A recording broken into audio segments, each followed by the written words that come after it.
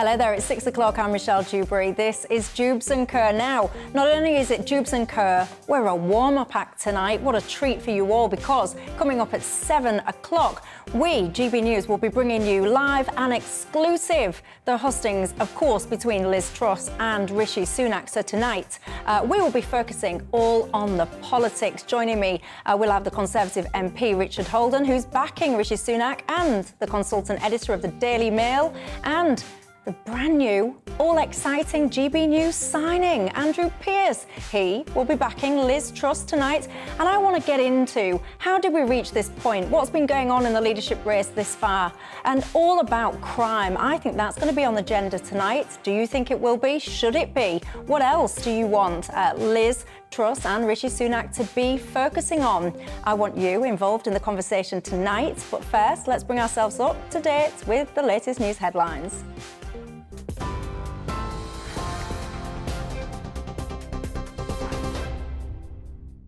Thanks, Michelle. I'm a member of the Islamic so-called State Islamic terror cell known as the Beatles has been jailed for life after being convicted for his role in the murder of American hostages.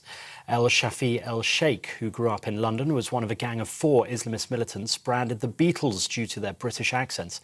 He was given a life sentence for each of the 8 counts he was convicted of in April. Mother of one of the victims, Diane Foley, spoke after the sentencing.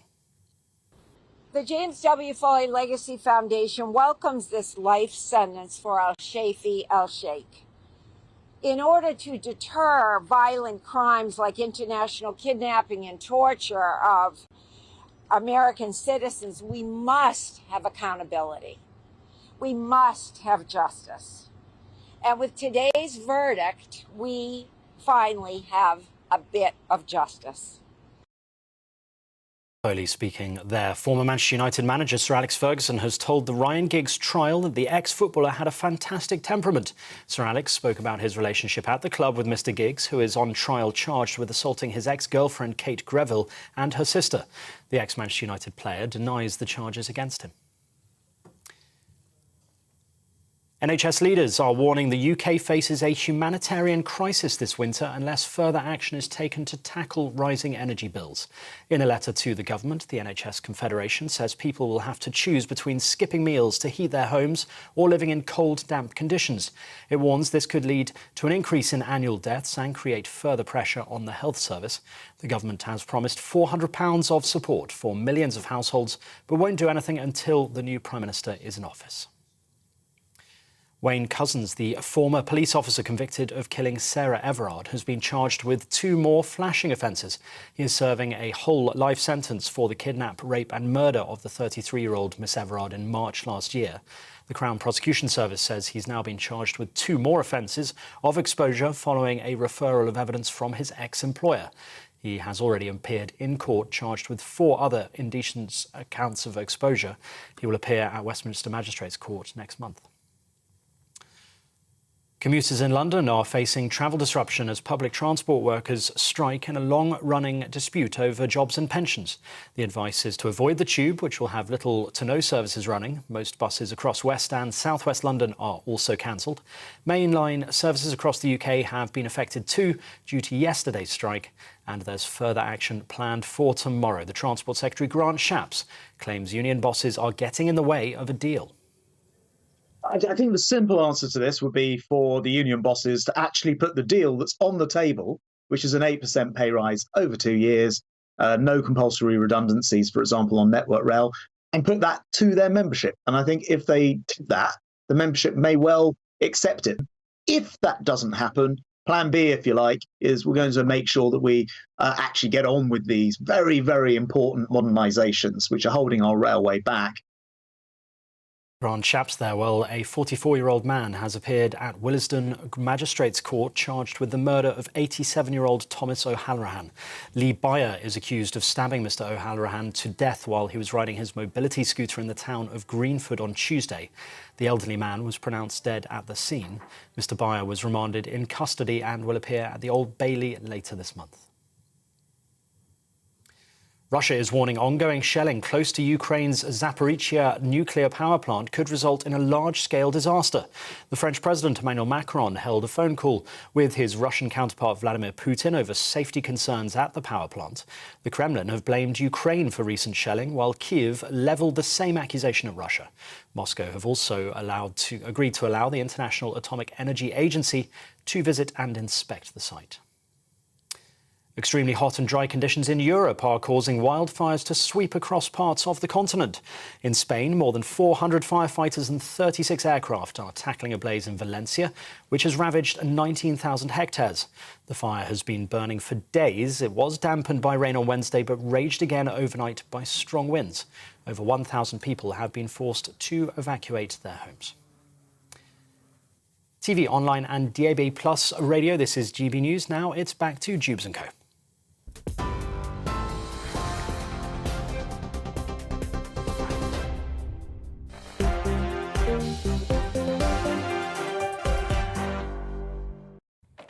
Thanks for that, and good evening to you. Happy Friday and welcome to a very special edition of Dewbs & Co. Tonight, we will be looking forward to the Conservative leadership hustings live on GB News from 7 o'clock. The big man, Alistair Stewart in Manchester, will be grilling the candidates, so he will, and keeping me company until 7 o'clock. On my panel tonight, the Tory MP Richard Holden, who is backing Rishi Sunak, and the consultant editor of the Daily Mail. And get this, how exciting, he's joined the GB News family. Andrew Pearce, hello. Good evening to you. Liz Truss supporter, Andrew Pearce. And you know the drill by now on Dewbs & Co, don't you? It's not just about us here, it's about you at home as well. I want your thoughts on all of this tonight. If you were Alistair Stewart and you were doing the grilling, what would you be asking Liz Truss and Rishi Sunak? What's your primary focus right now? What do you think should be their primary focus? Is there anything that you sit and you listen to these hustings and you're shouting at your screens or your radio saying, ask them this, what about this? Why aren't they focusing on that? You tell me. gbviews@gbnews.uk is my email. You can tweet me as well at gbnews or at Michelle Dewbs.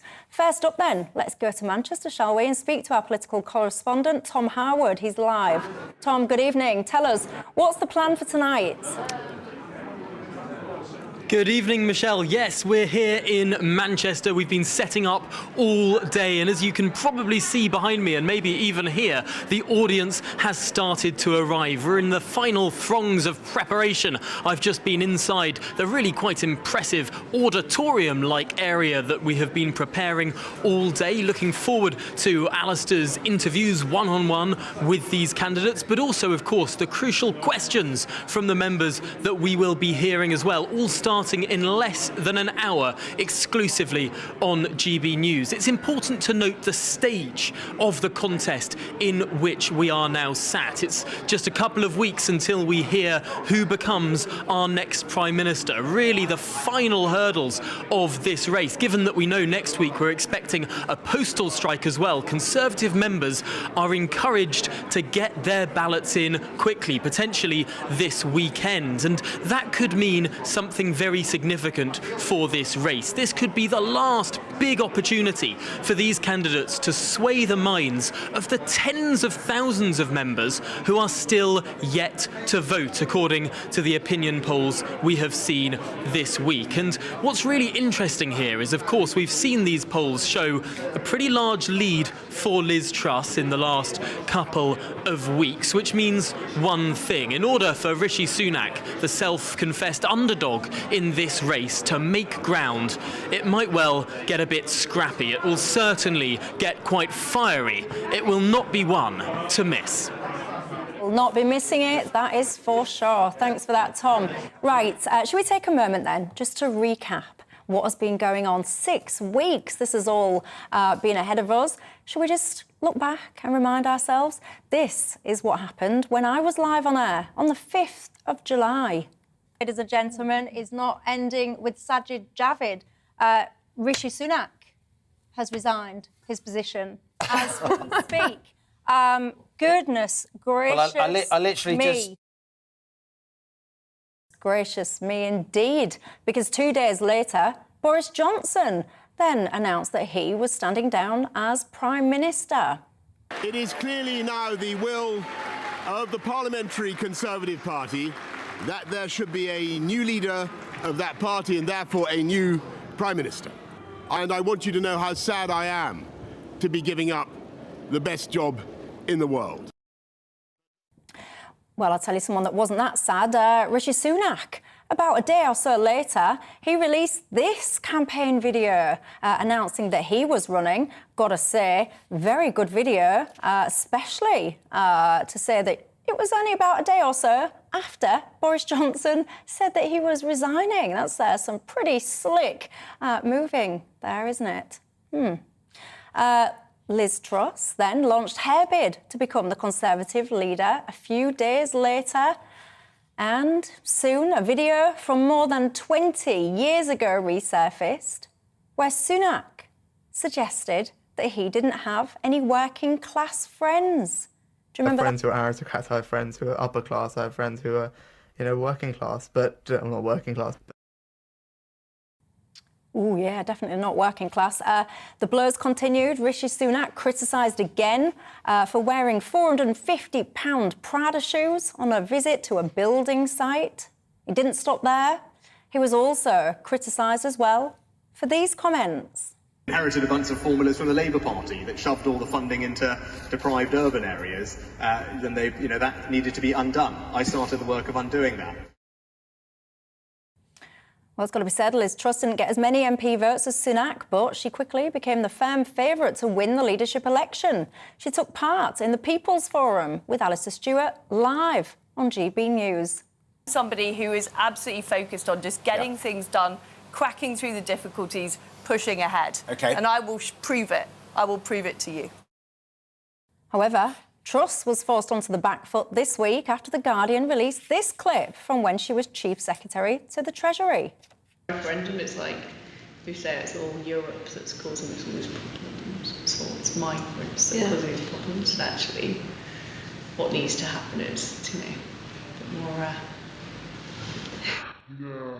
bit more graft. And it's not a popular message. And yesterday, Sunak said that he enjoys going for a McDonald's with his daughters, and he even named his favourite meal. Brown, no hash brown. So I didn't yesterday, but if I'm with my daughters, then we get the wrap. Oh, the girls like the my wrap? eldest daughter we get the wraps. If I'm with her, that wrap with the hash brown and everything in it is what we do. Girl after my own heart. Bit orcs, though, because McDonald's announced actually they'd stopped selling those breakfast wraps about 2.5 years ago. Strange goings on. Right, as I said, Richard, you are indeed a Sunak backer. Andrew, you are a Liz Truss backer.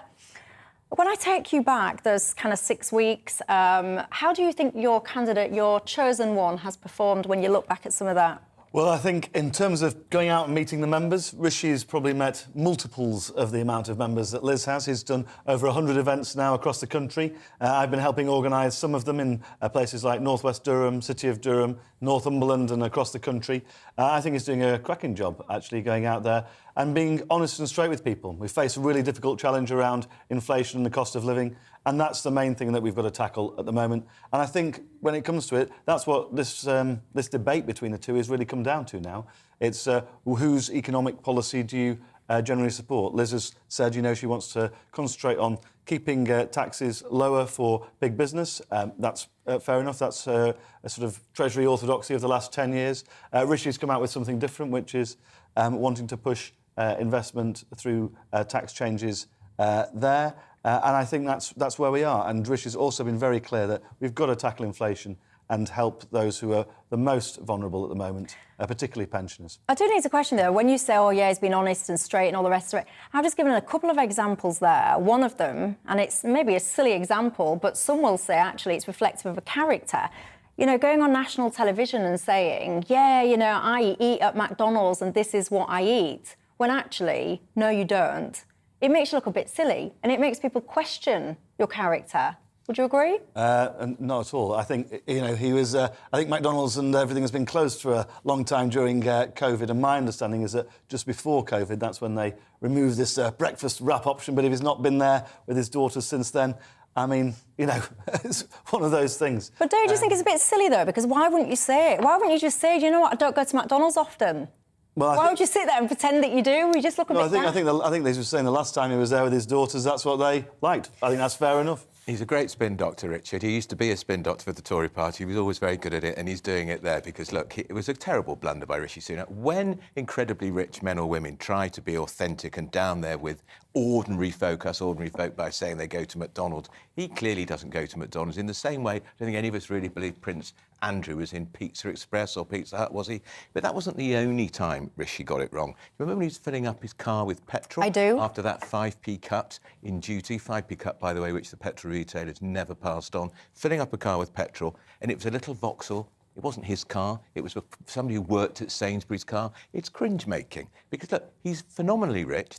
He shouldn't be ashamed of it. He should make a virtue of the fact he's been hugely successful. The fact his wife is rich shouldn't matter. Oh, yes, it does, though, of course, because, of course, she was a non-dom until the media exposed that, and then she quickly changed her status. But it's not just Rishi that's been under the spotlight. I was just mentioning in that clip there, Liz Truss. I mean, the latest example is where she's basically saying that it's the Brits that are a little bit burn idle, need to graft more. Well, what she said was we need more graft, but I think I rather agree with that, and I think Richard would agree that we've got one of the worst productivity rates in Europe, and it's been a problem for years and years. But I think the worst Truss gaffe, actually, came earlier in the campaign when she suggested that public sector workers outside of London and the South East, nurses, teachers, would be paid less. That policy, I think, lasted, was it 9 hours or 19? You're talking about the review boards, the national versus regional review boards. But she got rid of it quickly, which you have to do if you got it wrong. It's a bit like Theresa May's, did we call it the dementia tax in the general election? We did. She stuck with it for about 5 days, and it did huge damage to her campaign.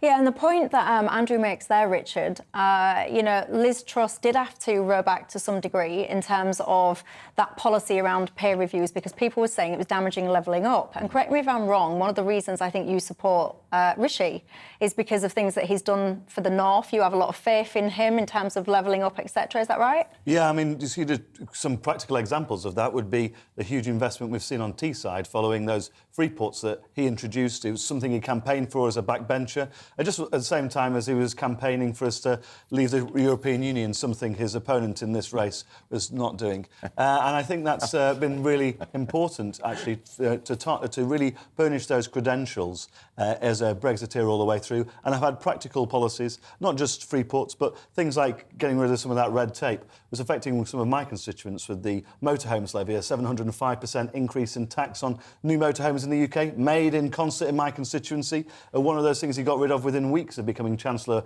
of the Exchequer. So I think he's, on the big things, he's been pushing back on that EU red tape. On the small things as well, like the motorhomes tax, which has really impacted my constituency. And I think that's somebody we can trust because he's held the right position all the way through. And I think that clip, actually, from when Liz was Chief Secretary to the Treasury, after the EU referendum, when she was saying, oh, people blame Europe for all this stuff. Well, I think the truth is that Rishi's actually been tackling that stuff. And that's one of the reasons I'm backing him, because a lot of my constituents voted for Brexit. So one of the only reasons a lot of them left voting for the Labour Party after a lifetime was finally they saw Labour wasn't going to stand up for democracy. And Rishi wants to deliver on that, and he's been committed to it all the way through. See, he's got a point when it comes to Brexit. You know, 2019, whatever people might say, ultimately it was an election fought on Brexit. Many people did, I know we don't have a president system here, but many people did vote for Boris Johnson because of he was a Brexiteer, he wanted to get Brexit done. Liz Truss, Remainer. Do you think that'll damage her chances? No, and I know Rishi Sunak was a Brexiteer, but I, for one, can't remember seeing him at any rallies or platforms. I think he did say it, but he wasn't an ardent Brexiteer in the way perhaps Michael Gove was. But there's no doubt Truss has got the zeal of a convert, and she's completely signed up to Brexit, and she's proved that in her role as Foreign Secretary. And I think it's great what Richard's saying about the free ports and all that stuff that the Chancellor's paved the way for, but when are they going to open? When are they going to open? Well, you've already seen the massive investment that Ben Houchen's managed to secure in terms of but when is it going to open? New offshore wind factory, which is coming in already on the basis of what But you're not answering his question. I think it's already there. I think some of the things are already there, Andrew. If you look at the big change, and the big change from the Freeport really is around planning rules and regulations and enabling that to really happen from day one, so that people like Ben can do those deals with big firms, know you're not going to get caught up in years of planning, and actually get some jobs back in the North East, which is what my constituents are so desperate to see. But you know what I have to say, and I do find a little bit odd about you Tories, is that you talk about levelling up as though it's this kind of, yes, we're going to level up, but you've been in power for over a decade. So if you genuinely was passionate about levelling up the North versus the South, etc., why haven't you done it over the decade you've been in power? Well, in fairness, I've only been an MP since 2019. No, I'm talking about the Tories generally. And I think that's a fair point. But that's one of the reasons I'm backing Rishi. He's really properly committed to it. He was only Chancellor for after the 2019 election, and it was one of those things which was turbocharging all the way through. He's got the Free Ports policy through. He's been doing stuff like I've talked about in my own constituency. But I think the key thing about levelling up is not about trying to rebalance the country. It's about trying to lift up the North to really help in so many different ways across the country. One of the things I want to see is proper jobs and investment coming to the North, so that students don't come up to the North East, maybe to Newcastle or Durham, then go back down south. I want them staying there, creating jobs in the North East of England. I want better technical education locally, so children don't have to leave after 16 or 18 and go to other parts of the country to find better jobs. I think that's the stuff I want to see. I've been fighting for it ever since I became an MP, and I think it's something that we're seeing to start delivering. And I just ask the broader question, and is it something that Liz has been committed to? I mean, she's been in government for 10 years. It's not something that I've seen her committed to as much. And we've seen that policy she put out, admittedly she did withdraw it, that's fair enough.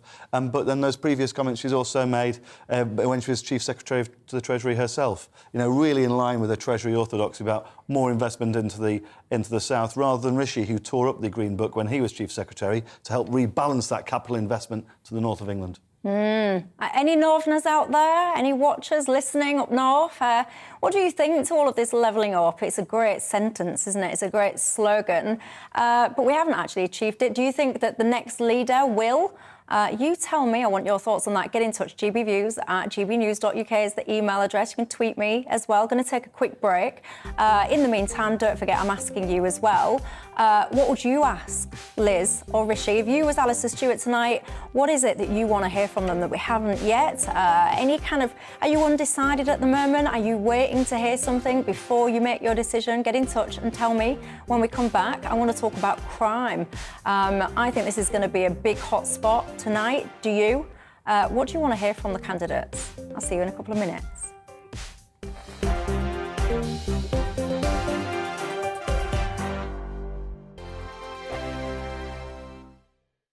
Join my show Farage, 7 p.m. till 8 p.m. Monday through Thursday. And there you will get opinion, analysis, debate, and I'll cover stories that nobody else dares to touch.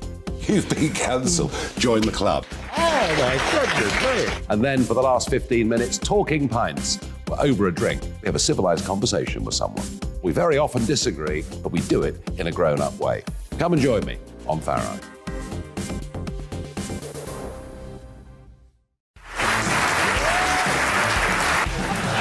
My name is Andrew Doyle. Join me every Sunday evening at 7 p.m. for Free Speech Nation. This is a show where we address current affairs and news stories of the week with the help of two wonderful comedian panellists. I brought in comics because I want to give it a lighter edge, and also they work for less. See you there.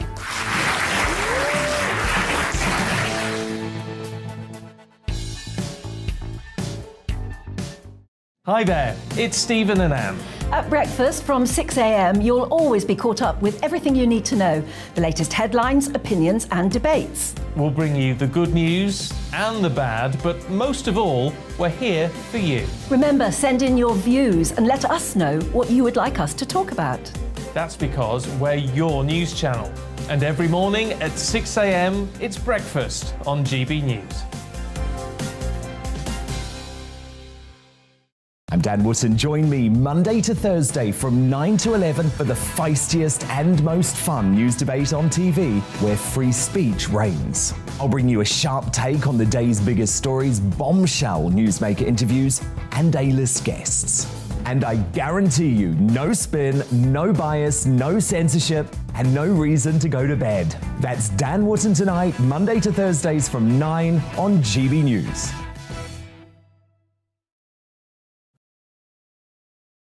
There's just 2 weeks left of voting in the battle to become Britain's next Prime Minister. Liz Truss and Rishi Sunak have been dashing around the country, and tonight they make their pitches to Conservative voters in the heart of Labour-run Manchester. But do either of them have what it takes to defend and maintain Boris Johnson's mighty majority? GB News is proud to be hosting the Conservative hustings in Manchester, live and exclusive from 7 p.m. GB News, the People's Channel.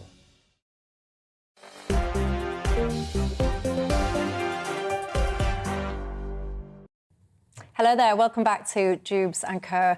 This is a special programme, the warm-up act, if you will, because coming up at 7 o'clock tonight, we have got the Conservative leadership hustings live here on GB News from 7 p.m. So keeping me company until then, we've got the Tory MP, Richard Holden, who is backing Rishi Sunak, and the consultant editor of the Daily Mail, and brand new GB News presenter. Exciting announcement. Yeah, very exciting for me. Welcome. Andrew Pearce is the man that I'm talking about. He is a Liz Truss supporter. Who are you supporting at home, by the way? Who's your money on? In fact, literally, did you put any money on? Tell me. Get in touch and let me know. Right, in terms of what they're going to be asked, Alistair Stewart will be asking the questions this evening. Something tells me, I've got to say, that crime will probably be on the agenda because, of course, we've had in the last few days the 87-year-old stabbed to death whilst riding a mobility scooter in London. Then you've got that situation in Manchester where a guy there snatched a 6-year-old girl. I mean, goodness gracious me, crime, what on earth is happening in this country?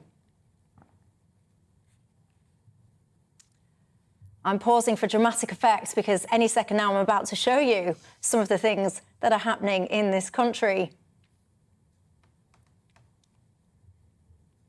Oh, OK, no, I'm not. Well, I shall tell you instead some of the things. We've had 5.8 million crimes this year, in the year ending, September 2021. In that period, there were 666 homicides. The Conservative government has presided over a 16% drop in real-term central funding for police services in England and Wales from 2009-10 to 2018-19. And the Tories' 2019 manifesto said that they'd hire 20,000 new police officers. They're about two-thirds of the way there. The figure, they're on track at the minute for 13,500, pretty much. Right, yes, I think I can show you. Here you go. If you are watching, I'm playing you some clips, actually, of some of the things that are occurring on the streets of Britain as we speak. If you're listening and you're wondering, I'll talk you through it. In a short word, the word is carnage. You've got a variety of people running amok on the streets while the police they seem to just be standing around watching. You've got them storming shops, snatching, whether it's candy or goodness only knows what. Don't forget, of course, we had Sadiq Khan the other day blaming things like the cost of living crisis for the rise of crime. Next up, we've got some guy wielding a knife.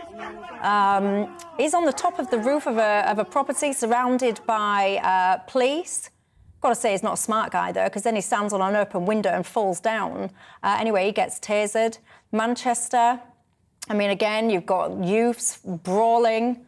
I mean, you've got the police dragging some guy. I don't know if he's been stabbed or shot. I don't envy the police, I have to say. I look at some of these images.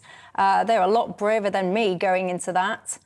I'll open this up to you, Richard. I'm just going to continue playing some of those scenes, but in summary, I would say a huge amount of public have lost faith in the Tories being able to manage law and order? We've had some real issues, antisocial behaviour-wise, in my constituency as well. But I think the biggest issues we've seen there, centres of major cities like London and Manchester, and the response from Sadiq Khan is not we need to crack down on these violent offenders, but trying to blame everybody else. The same in Manchester there as well, with Andy Burnham presiding over a police force there, which is in special measures under his mayoralty. I think we need to get a grip of these situations as quickly as possible, and I welcome some of the policy announcements from Rishi on this, one of them particularly to be able to hold to account people like Andy Burnham. Nobody's really holding him to account at all over the fact that Manchester's got a violent crime is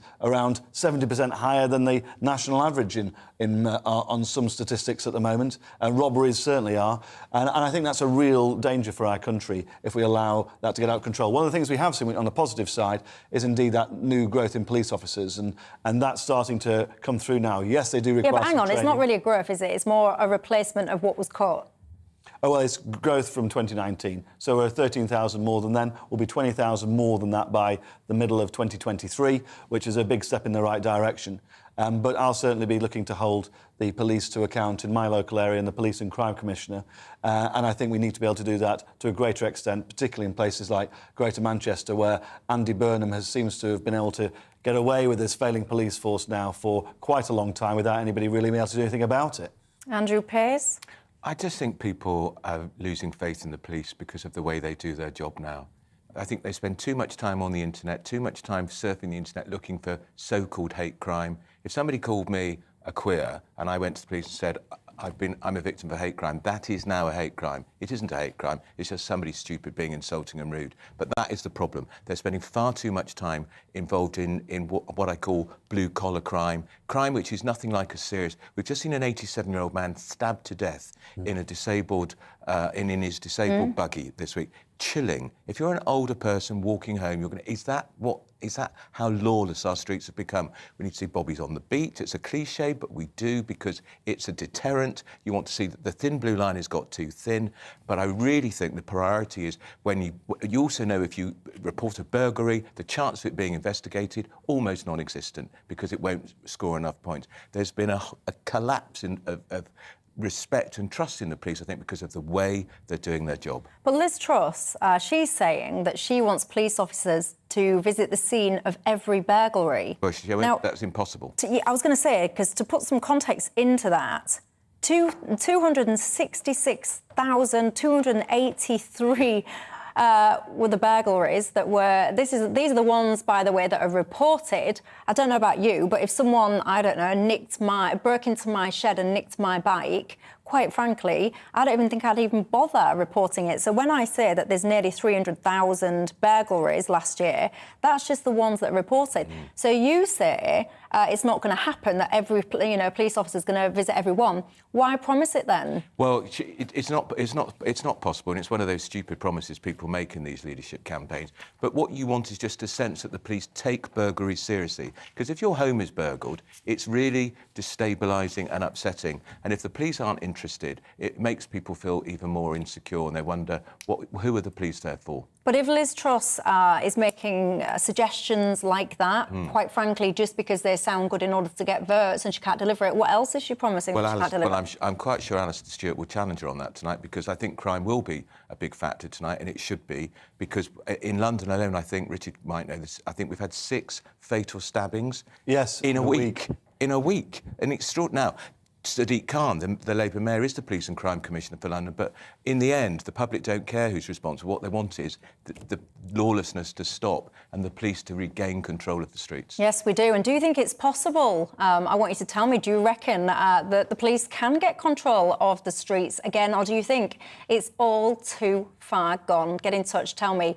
gbviews@gbnews.uk is the email address. Going to take a quick break. When we come back, let's talk to the young, shall we? No offence to the oldies on the panel. But I'll be speaking to the chairman of the Young Conservatives Network to see what he's hoping to hear this evening. I'll see you in a couple of minutes.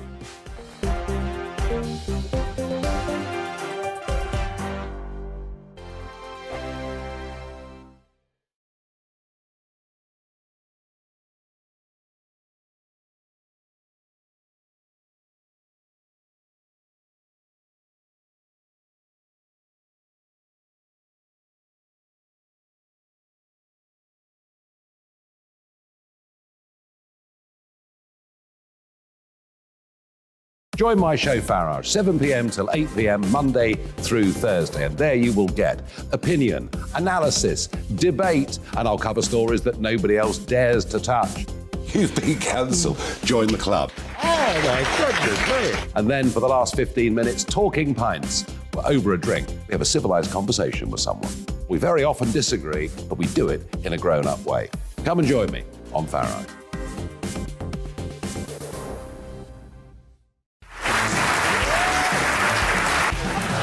My name is Andrew Doyle. Join me every Sunday evening at 7 p.m. for Free Speech Nation.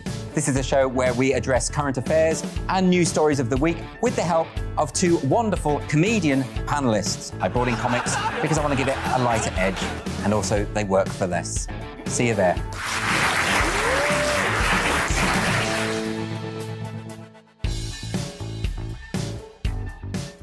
Hi there, it's Stephen and Anne. At breakfast from 6 a.m, you'll always be caught up with everything you need to know, the latest headlines, opinions and debates. We'll bring you the good news and the bad, but most of all, we're here for you. Remember, send in your views and let us know what you would like us to talk about. That's because we're your news channel. And every morning at 6 a.m, it's breakfast on GB News.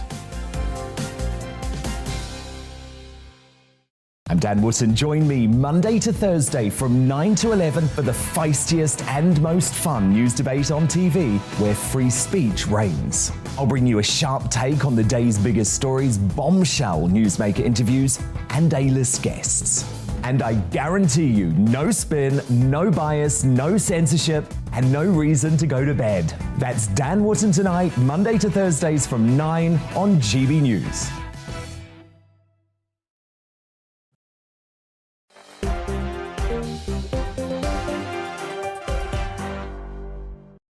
Hello there, welcome back to Dewbs & Co with me, Michelle Dewberry. A special programme tonight at the warm-up act, so we are, for the live hustings tonight, exclusively on GB News from 7 o'clock. So keeping me company till then, the Tory MP Richard Holden, who's backing Rishi Sunak, and the consultant editor of the Daily Mail, and soon-to-be GB News presenter Andrew Pearce, who is a Liz Truss supporter. Now, you guys, I've been asking you, and I want you to keep your thoughts coming in. I'll read some towards the end. If you were Alistair Stewart asking the questions tonight, what would you be asking?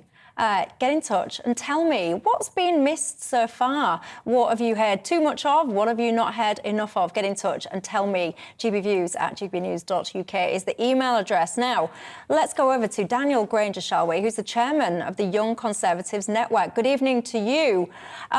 Let's talk then, shall we? Young people, what do you think they're hoping to hear from Liz Truss, Rishi Sunak? Well, I think from sort of a younger point of view, the big issue that seems to be left out is house building. We've seen very little on that from both candidates in terms of really delivering affordable homes for young people. And getting those young people on the housing ladder seems to be, from what I'm seeing inside our organisation, the number one issue for Young Conservatives. You have, or you or your members, do you have faith in either of the candidates to fix this issue? Well, I think early on our members were very divided on who they were going to support. We had a lot of support for Penny Mordaunt early on, and there's been some consistent support for Rishi Sunak. But with the endorsements of Liz Truss, of Tom Tugendhat and Penny Mordaunt in the recent weeks, we've seen that they have a bit of faith in Liz, but they don't know if she can deliver. Let me ask you this. I mean, in terms of economics, strategies, tax, all the rest of it, the two candidates have got very different attitudes, haven't they? You've got one candidate who's kind of saying, let's fix this problem now and then we'll do the good stuff later. The other candidate, Liz Truss, going, let's do the good stuff now and worry about the problems a little bit later. I'm summarising, but that's the general gist. Which one of those two approaches do you think is more attractive to younger people? Well, I think younger people are equally concerned about finding opportunities, exiting from university and going into the workforce. I think Liz Truss's tax ideas are sort of that traditional sort of Thatcherite vein of the party, certainly very much strongly support her on that. And Rishi Sunak's been, I think, criticised by our members, particularly for the sort of idea that it's all very good for the old people and very good for moving forward on that sort of regard. But there's a sort of credibility issue around what he did with Boris Johnson that people have a big issue with. So I think Liz Truss's plan is overall more attractive. I think that tax cuts now and paying back in 3 years is more sustainable. But I do also think that we've got this massive trust gulf with Rishi Sunak, which is the main issue for younger people, I think, from our organisation. Indeed. And just as a guesstimate, what percentage of your members do you think have yet to vote versus who have already done so? Based on the members I saw at the Scottish hustings the other day, I would say about 35% of our members are still to cast their ballot. So there's still a lot to play for here. It's no way over for either candidate. Indeed, there you go. Thank you. That's Daniel Granger there, the chairman of the Young Conservatives Network. Are you slightly younger at home? Younger than us three, anyway. When you said old people, I thought, is he looking at me? Yeah, well, not me. I'm 21, of course. But if you are a younger person watching this, you tell me, what do you want to hear from the candidates? What about housing? Is that a big issue for you? Do you trust either candidate, quite frankly, to fix it or not? Is owning your own home a bit of a pipe dream that you don't think you'll ever achieve? Get in touch. Tell me. Now, I'll tell you another topic that is in the news a lot at the moment, farming. Of course, we all know by now we've had a dry summer and that has left many farmers struggling, and this could ultimately make the cost of living crisis even worse. The best-selling farming author, James Rebanks, has criticised Liz Truss, though, saying she's possibly the worst person imaginable to be Prime Minister if you care about farming. So let me talk to someone then that does care about farming, shall I? I'm joined by Ed Dungate, who's the chairman of the National Federation of Young Farmers Clubs. Good evening to you. I was just referencing a quote there saying Liz Truss is basically the worst person for you farmers. Do you agree with that? Hello, good evening. I couldn't say she was the worst person, but Liz has been DEFRA secretary in the past, and she talks a lot about the issues that we're interested in, but she doesn't give me a great deal of faith that she's going to follow through and treat food production seriously, which is what we want. We need the new leader to treat food production as importantly as the environment and the climate. And I really hope that they'll do so. If you want to see a country that hasn't treated food production seriously, just look at Sri Lanka right now. Huge political unrest, largely down to a government that didn't treat domestic food production seriously. And I hope that Liz and Rishi are taking note. And do you think they are? Well, we keep banging on about it so much that I think they must be. And food security has been taken has treated with such complacently by the complacency for decades. But finally this year, we've seen food on the government agenda. And so we really need them to keep food on the agenda, firstly. As young farmers, we are passionate about producing good quality, climate-friendly food for this nation to high environmental standards with good animal welfare. And we're innovating, we're embracing technology, particularly the younger generation, and we really want the opportunity to do so. And so we really need them to treat food as importantly as the environment and the climate going forward. And I really hope they're listening. So if you could have just one ask, if you was to ask both of them a question, or you've got one thing you'd want to see from them, what would it be? My one thing would be, please don't compromise us on international trade deals. I know it will be so tempting, and I know that free trade has been brilliant for economies throughout time. And it will be very tempting for the new leader to go to various countries around the world and say, we will export our brilliant financial services to you, and we'll import your lower standard cheap food. But they'd be doing a great disservice to this country to do that. They'd be importing food which more than likely is being produced with lower animal welfare standards and less thought for the environment, and has probably travelled hundreds and thousands of miles to get here. And what's one of the biggest contributors to CO2? Transport. So it would be bonkers to throw farmers a terrible deal on international trade deals when we're producing brilliant quality food here on our doorstep for this nation. Indeed. Thank you very much. That's Ed Dungett there, the chair of the National Federation of Young Farmers Clubs. What do you think to that, Well, Andrew? I think he's probably talking about Australia, because we've done, Liz Truss very proud that she's done a trade deal, and it probably means that we're going to get Australian sheep and beef on our tables cheaper than buying Welsh lamb and perhaps Scottish beef. How can that be right? And of course, how can it be as good for us to have it transported all that way? But one of the advantages of Brexit was we can do trade deals now with other countries, and I think British farming will just have to adapt and adjust. When he said about transport's one of the worst emissions of all this carbon change, of course, so is cattle. A far bigger emitter. And what are we going to do about that? Indeed. Well, I've been asking you guys at home, what questions would you put to the two candidates? I've got to say, Channel Crossings is coming across as a firm favourite there that you want birth candidates to be grilled on. It really is. If I had a pound for everyone that had emailed in asking that question, I'd be a very rich woman. Somebody else here has said, I would be asking them, would they be prepared? It's Linda, says, I would like to ask birth candidates if they would be prepared to put pensioners and others in low incomes in hotels with heating and meals provided, like they do for the immigrants arriving across the Channel. Got to be honest, I suspect the answer to that would be no. But I hear your sentiment. Right, going to take a quick break. When we come back, we'll be crossing live to Manchester, ahead, of course, of the exclusive viewing of the Tory leadership hostings in Manchester. Don't go away, and I'll see you in a couple of minutes.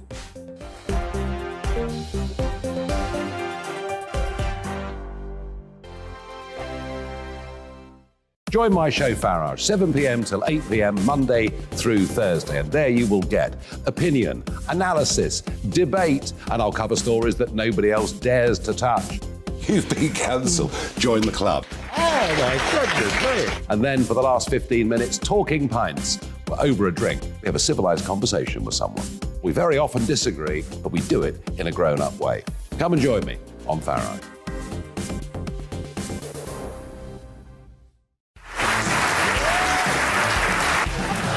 My name is Andrew Doyle. Join me every Sunday evening at 7 p.m. for Free Speech Nation. This is a show where we address current affairs and news stories of the week with the help of two wonderful comedian panellists. I brought in comics because I want to give it a lighter edge, and also they work for less. See you there.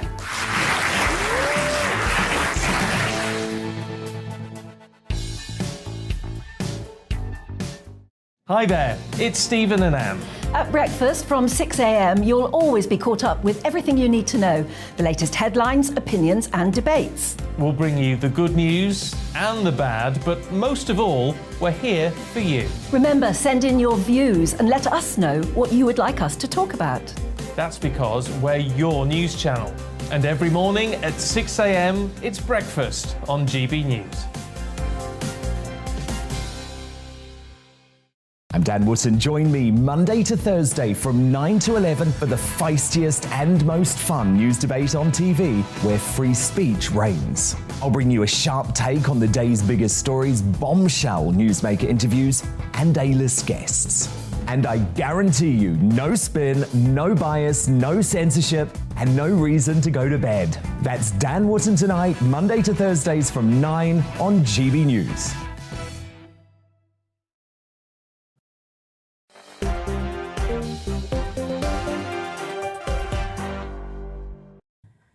Hello there, welcome back to Dewbs & Co with me, Michelle Dewberry. A special tonight looking ahead to the Tory leadership hostings that will be taking place live here on GB News from 7 o'clock tonight. Keeping me company until then, the Tory MP Richard Holden, who is backing Rishi Sunak, and the Conservative editor of the Daily Mail and soon-to-be GB News presenter Andrew Pearce, who is firmly in the camp of Liz Truss. Who are you on? Which side are you on, by the way, at home? Have you voted yet? Are you undecided? I want your thoughts on all of this. The issue I was asking you earlier on, if you were Alistair Stewart, what would you be asking the candidates, as I was mentioning just before the break? I've got to say, the key issue that is coming through are the channel crossings. You want to know, what would you do to stop this? You don't want fluff. You want answers, immediate action as well. You want. Janice says, what I want is a yes or a no in terms of leaving the European Court of Human Rights. That's on Janice's agenda. Is it on yours? This is a huge deal, I have to say. These channel crossings. Do you think that either candidate actually know what to do to get across it? I think this has been a massive issue for the government. I think there's multi-layered response to it, but I think the biggest thing we've got to do is get some agreements in place as quickly as possible with countries like Albania, where a lot of people are coming from, and get people sent straight back. I think some of Rishi's policy proposals on tackling crime are tied into this, wanting to deport foreign criminals more quickly and lower the thresholds for that, which is, I think, an important thing which my constituents want to see as well. I think there's some geopolitics involved in this. I think we need to really look at Libya, a country we got involved in, and which is now a massive route for people coming through Africa. We need to look at what can be done internationally on that. So I think there's some international elements, but I think the biggest thing we've got to do is stop the boats in the channel, and we've got to do everything possible to make that work. If we can get the Rwanda thing working, then that's great, but we've got to take every lever, because it's the biggest thing in my postbox in North West Durham as on a policy matter for people. They want to see us have strong control of our borders. It's what they voted for in 2019, it's what they voted for in 2016, and they want to see the Conservative Party deliver it, because that's what's going to be judged on the next general election. Indeed, I don't have a purse box, but I do have an inbox, and it is full. Pretty much, I'm telling you, almost, if not every email, pretty much every other email is coming through thick and fast, and that is a huge issue for a lot of you. Many of you struggling to heat your homes, to afford food these days, and you're looking at people being placed into hotels in your towns and cities, and you're not happy about it. Tell me, though, do you think either candidate has what it takes to fix the issue? For now, though, I'm showing you pictures on the screen. That is Manchester. That is getting ready for the GB News hustings that is about to be broadcast live here on this channel from 7 o'clock. Our political correspondent, Tom Harwood, is there now. Tom, good evening. Good evening, Michelle. Yes, I'm standing outside the room as the last few audience members are just filtering through. It's only a few minutes now before we'll start to hear from both Rishi Sunak and Liz Truss. And I'm delighted to be joined here outside the auditorium by David Rutley, a Member of Parliament, a pensions minister and a big supporter of Rishi Sunak. Now, what are you looking for Rishi Sunak to present across to the people of Manchester and indeed this region today? Well, having served as the Treasury Whip previously with Rishi when he was Chancellor, I saw how he would deliver for the country when we needed him most. And I'm sure that's what we'll see in the arena today as well, where he can set out his credentials, set out his clear agenda for tackling inflation and the cost of living challenges. He's got a clear plan for both of those key tasks. Now, there have been a few polls out in recent weeks. Rishi Sunak several points behind, calling himself an underdog in this race. Is there still time to turn things around? Yes, there's lots of people that still need to vote. There are people here who are undecided, and that's what Rishi's doing, is making the case here. I think the public understand what he delivered during the pandemic and the support that he's provided people during the cost of living challenge to this point. As Prime Minister, he'd be able to carry on delivering on those important fronts. The polling stayed pretty stubbornly similar in the last 6 weeks or so of this contest. Why do you think it is that the message perhaps hasn't been resonating, at least when it comes to what the polls are picking up? Yeah, I think it's very difficult to poll the Conservative Party membership. You know, the polling companies can set out their methodologies. All I know is where I've seen Rishi turn up, he's been electric with the members that have been there. We had an event in Macclesfield a few weeks ago, 120 people there. He was on fire. People were really excited about his message. So that's the key thing. We need to carry on getting the message across. And then ultimately, over the next few weeks, there'll be more people that will be making those votes. So these hustings today are going to be critical for those members in the North West. Now, of course, there are lots of positive policies that Rishi Sunak is putting across. I feel like my inbox is absolutely full of policy proposals. But of course, there's another candidate in this race. And a contrast between these two candidates. How much will Rishi be talking about his opponent compared to his own agenda? I think he'll be focusing on his own agenda. He's got a strong agenda, and that's what we want to focus on. We've got two good candidates here, but Rishi has got a clear plan, one that I think will be the best for the country going forward. And just finally, it's been a bit of a scrappy race, especially in recent weeks. Is the Conservative Party capable of coming back together again once we're through this race in just a couple of weeks' time? Absolutely. We've done it before, we'll do it again. We need to get through the next few weeks. We could then get behind the new party leader and the new Prime Minister, and we'll deliver on these vital priorities around inflation and the cost of living, as I said before. David Rutley, thank you very much. And Michelle, as we hear the roars of the audience just begin with some of the warm-up in the auditorium, which is just next to me, just through that door, I'm sure it will be a very exciting couple of hours from 7 to 9 p.m. Look forward to sticking with it and analysing afterwards, of course. But for now, back to you. Oh, I'm jealous. I wish that I was there. It does. It looks very exciting, doesn't it? Hosting's your kind of thing. Do you watch that? Think, oh, yes, I wish that's where I was tonight. Tell me. Also, what do you think? I mean, I've been asking people here about the viewers at home, listeners at home, their thoughts.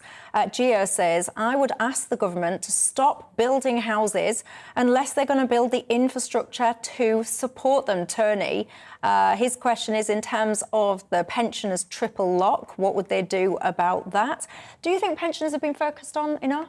I think one of the big things that we've got to ensure is that pensioners are supported, particularly at this moment in time, where we're seeing huge escalation in energy prices. And the one thing that pensioners can't do is go out and work, because most of them are too old or frail. I think of my own grandfather, who's in his late 80s, and definitely if I tried to tell him to go and do that, then that's not a proper solution. So we've got to see proper support for them. It's one of the reasons I'm backing Rishi, because he's made clear that he will provide that support. Liz has been less clear about that and has concentrated on, tax cuts for big corporates through the corporation tax thing.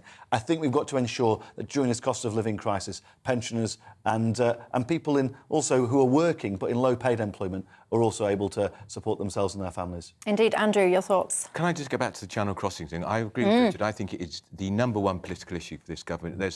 People are enraged. They're sick to death of it. They're seeing literally thousands coming over every week, often young men who are capable of working. Absolutely. They don't look to me like they've been fleeing persecution. They've coming through safe countries such as Belgium, France, Germany and Italy. They should be staying there and claiming asylum. And they've got to find a really positive way to stop this, because we can't keep talking about Rwanda is for the birds. It's going to take too long. They've got to find a way that when these wretched people arrive, forgive me using that word, because they're breaking the law, that they are turned back immediately. Because what happens is these lawyers get hold of them and the appeals go on for months and months and months, all on legal aid, no doubt, put up in hotels and accommodation, and many of them then disappear. What would happen if whoever is the Prime Minister next, Truss or Sunak, what would happen if they said, do you know what, right, I understand there's going to be consequences to what I'm about to do, but the first plane load to Rwanda, gone, and I'll deal with the consequences afterwards. Well, I think most Tory MPs would cheer to the rafters, and so would the country. Because do you think that Sunak's got it in him to do something like that? I think what we need to see is a policy that works, right? Because quite clearly, what we've done over the last few years hasn't. Well, we can't go to a situation of the open borders, which is what we inherited from Labour. We've really started to clamp down on it. One of the things I'd like to see is why, when these people are rescued in the Channel, when boats capsize and that sort of thing, why are they brought to the UK? Why are they taken to the French border? Or the French Coast Guard, or the French RNLI equivalent of, and the Belgian one? Why are they brought here? And it seems insane. And I thought the Royal Navy's job was to protect our shores from these illegal migrants. They appear to be escorting them over to Britain and giving them a safe passage. That's not what the Royal Navy should be doing. Yeah, and I've got to say, I don't know if either of them, to me, have it in them to do what it takes, because I think that you've got to be very, very, very bold. You've got to face the nation. You've got to say, look, this is an emergency situation. It's a non-ideal scenario, but something has got to be done. If I was in charge, I would say, right, I'm going to do two things. I'll do a few things. I'll get on the shores. I'd communicate to everyone, right, if you come via this way, you're going to be subject to pushback now, turn back. I accept it's unpopular. I accept there's a risk, but the risk is yours. You're making that risk to get on these boats. If you do, you're going to get pushed back. If you do manage to slip the net and come through, I'll be putting you on a plane to Rwanda and I'll deal with the consequences later. I'd fess up to the country. I'd say, look, there is going to be consequences to this, but we can't carry on.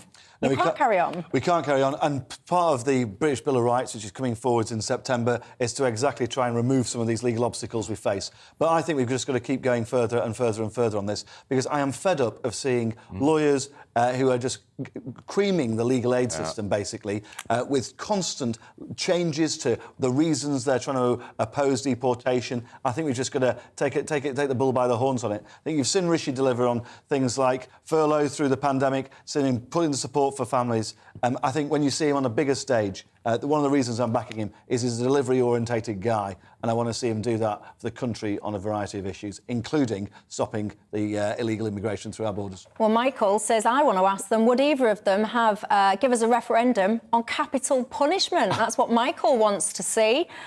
Someone else, lots of you saying, I want to ask them about their connections to the World Economic Forum. That one has come through a lot tonight, that's for sure. Keep your thoughts coming in on the email.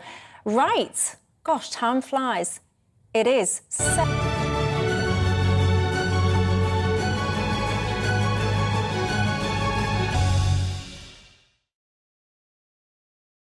Good evening. It is 7 o'clock. You are watching or listening to us here at GB News.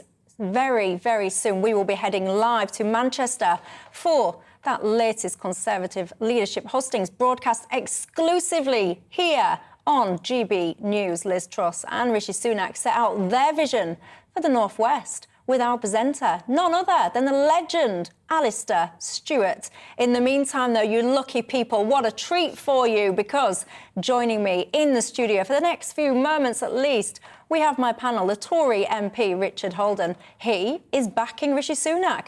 Also, we have the consultant editor of the Daily Mail and soon-to-be GB News presenter, Andrew Pearce. He is in Liz Truss corner. Goodness me, good divide. You have been getting in touch as well tonight. I've been asking you, what is it that you want to hear? The candidates asked so many different things. The biggest one coming through thick and fast is immigration, channel crossings. People have been asking about pensions. Also, someone was just asking me then about would either candidate give a referendum to the return of capital punishment. Do you reckon that would be on Rishi's agenda? I don't think it's on either of the agenda, to be totally honest. I don't think we want to see a return to capital punishment. What I do want to see is foreign criminals deported when they commit crimes in the UK, and Rishi's pledged to toughen up on that as quickly as possible, and that's what I want to see.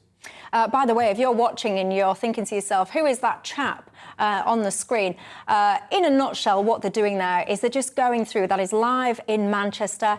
They're doing all of that kind of essential but a little bit boring chat. Here's the fire escape. This is what you do with this. So you know what? We're going to talk to Andrew Pearce instead. But the second, ladies and gentlemen, that hosting starts, we'll be on it. But for now, Andrew Pearce. I can't talk about the fire escape because I don't know where it is. No, I don't think I do, actually. Oh, you got me worried now. Have you ever had a moment of doubt where you sit and you think to yourself, actually, I might have got it wrong here with Liz Truss? No. I think probably one of the problems with Rishi Sunak, I think his whole campaign has been just a little bit too polished. When I saw that video, which was in your opening sequence, it came out, just 2 days after Boris quit. Too soon, too quick and too slick. And I thought, I'm not sure this is going to work with the Tory electorate, actually. The £450 Prada shoes, the £3,500 suits. Look, I think we should have wealthy people in the House of Commons. I'm not objecting to that. But I think he's tried too hard to try to be not rich Rishi Sunak when he is rich Rishi Sunak. They've tried to make him too authentic when he should just be himself. If you're yourself, it's much better. Liz Truss, look, she's very wooden, but she's got better during the campaign. And I think Rishi's confidence has been a bit battered during this campaign because I think he thought he was going to do a lot better. And I suspect Liz Truss is miles ahead. Richard, have you had moments in this campaign, because you are staunchly backing Rishi Sunak, do you sit there and have moments to yourself go, oh, God, I got this wrong? No, I don't, actually. I genuinely think that when I look at my constituents and I think who is the best person to deliver for them, who believes in Brexit like my constituents do, who wants to get that delivered and make the most of it, who's going to tackle illegal immigration, who's going to help with the cost of living, and who's had that background in actually delivering for people already, I'm with Rishi, and I don't regret that.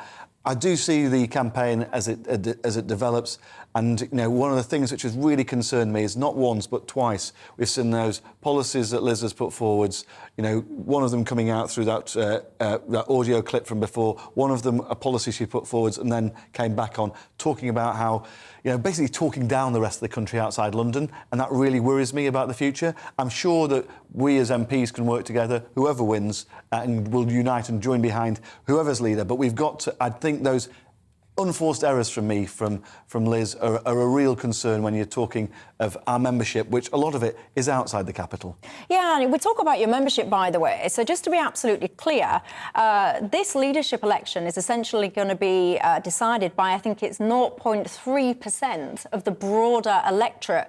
And it makes me ponder, so it does, Andrew, do you think the next leader has got a mandate to be in charge of this country? Well, they have, because that's the system we've got. And if it was if it had been a Labour Party who'd been brought down and there was a leadership election, the same would have happened. In fact, thank God it isn't Labour, because their leadership election would take so much longer. But do you not think it means, you know what, 0.3% now have done this Prime Minister, it's time for a general election? Look, it looks, but the optic isn't good. And I think what's even worse is that how long it's taking. Why is it taking 2 months to elect a leader when you can do a general election in 5 weeks? That's what, how many people could voting? Over 30 million, and here is 160,000. By the way, why don't we know how many Tory members there are even now? We saw Labour's figure this week. They've lost, I think, 12% or something of their membership in the last... A specific figure. We don't have a specific figure for Tory membership. We think it's 160,000, but we don't know. Do you know? No, I don't know either. No, I've never been told by a central office. So help me I know how many understand members how in my this works. constituency.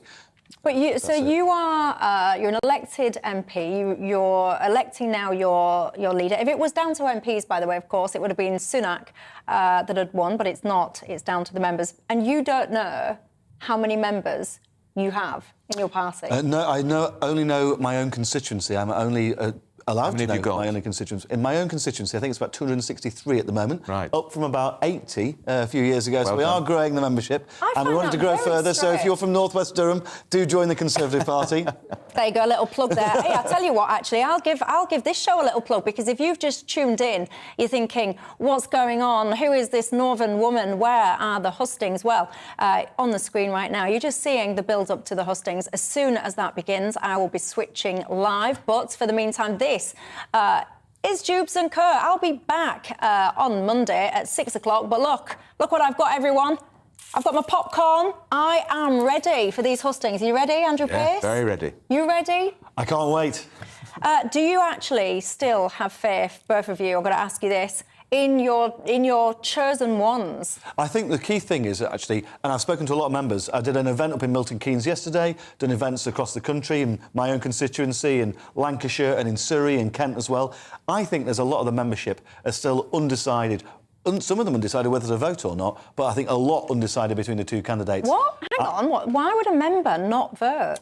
Some of them are still just really not sure about either of them. And I'll tell you another reason really why. split across. A lot of Tory members are outraged that Boris Johnson was toppled by MPs. Yes. He won with a majority of 80, the biggest majority since 1987. They weren't as incensed about Partygate and all the other stuff as others, and they're furious. And they look at Sunak and they look at Truss and think neither of them are a patch on Boris, who, for all his faults, was an incredibly charismatic politician. And you wouldn't say that particularly about these two. No, I stuck with Boris right to the end. You know, I was on his election campaign as a press guy, and then I was elected as an MP a few months later.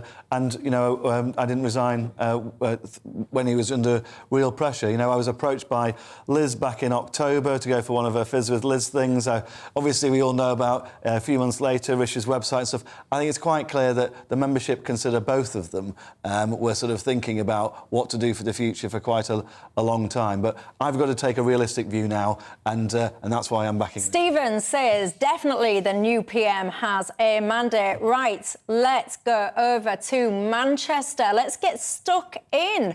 GB News, the Conservatives hosting is about to begin. Over to you.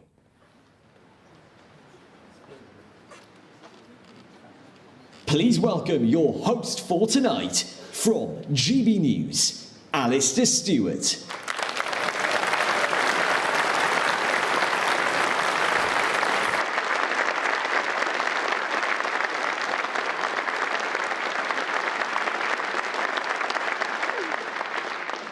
Good evening from Manchester, and a very warm welcome to our GB News viewers on television, our listeners on radio, and those following these events online, and of course to Conservative Party members watching at home. Over the next 2 hours, we will hear from both the candidates vying to be the next leader of the Conservative Party and, of course, our next Prime Minister. I'll be putting my own questions to them, but much more importantly, so will our brilliant audience of Tory party members live here in Manchester, who ultimately are amongst that group of people who will pick the winner. GB News has had no pre-sight of the questions, and I have absolutely no idea what they're going to be asking, and that is what makes this so exciting. This is the GB News Conservative Hustings, live from Manchester.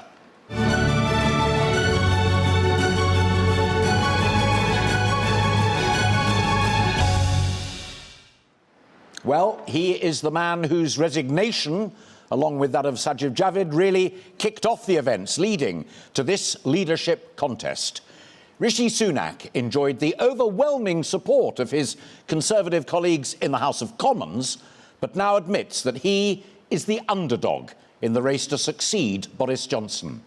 He's made his campaign about restoring trust in politics, about defeating inflation, rebuilding the economy, and reuniting the country. In a moment, we'll hear from the man himself, Rishi Sunak. But first, an introduction from one of his supporters. Please welcome to the stage, Councillor Oliver Johnston.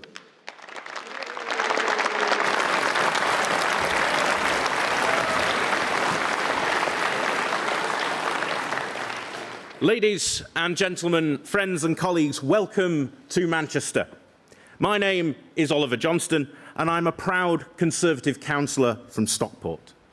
I first joined the Conservative Party almost 15 years ago, at the tender age of just 17, a time when we had been out of power for over a decade, and right here in Greater Manchester, we had one single Member of Parliament. We were surrounded on all sides by Labour and Liberal Democrat MPs and councillors, often wondering if there was a Conservative future for our region at all. It was said by the judge and dramatist Sir Edward Abbott Parry that Manchester is the place where people do things. Don't talk about what you're going to do, do it. That is the Manchester habit. And so we did, friends, so we did. Over the last 13 years, we have ceased talking amongst ourselves and started to tackle the issues that the people of Greater Manchester and the people of Britain wanted us to tackle. We refreshed and renewed, and the public placed their faith in our party.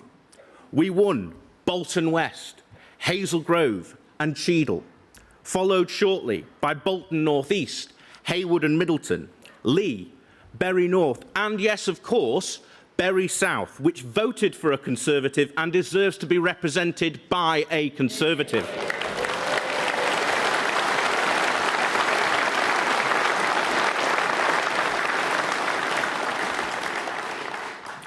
All of this we achieve, colleagues, because we are not afraid to renew, tackle the key issues and put in the hard graft. So again, the time has come for us to reflect, renew ourselves and prepare for the hard graft of delivering for the people of Greater Manchester and the United Kingdom as a whole. People are worried. They are worried about rising inflation and how they are going to pay their ever-increasing energy bills this winter. We need a leader with a plan, and that is Rishi Sunak. As a first priority, he will work to bring inflation under control. He is right to do so. Inflation makes people, all of us, poorer. He will put in place immediate direct support for households, particularly for the most vulnerable this winter. Let's not forget that failure to do so will punish us, the Conservatives, at the ballot box. Rishi is ready to lead and will grow our economy and encourage investment both here, in the birthplace of the Industrial Revolution, and across the country. Rishi Sunak will roll up his sleeves in number 10 and get to grip with the backlogs in our National Health Service by bringing down waiting lists. And he will turbocharge the building of new homes on brownfield sites whilst protecting our precious greenbelt. Finally, he will ensure that we, colleagues, are ready to fight the next general election with more resources for our target seats and will empower us as members to lead that fight. For what, as our party chairman has just said, is the alternative? An emboldened Labour Party in government with plans for more borrowing and higher taxes to fund the ever-burgeoning socialist shopping list, saddling our children and grandchildren with eye-watering levels of debt and strangling future growth. My friends, we need a leader, a Prime Minister, who will not shy away from frank conversations with the people of Britain and the tough decisions of government.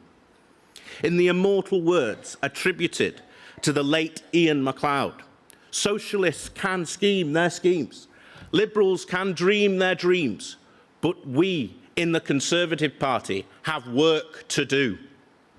Ladies and gentlemen, it gives me great pleasure to introduce the man to lead us in this vital work, Rishi Sunak.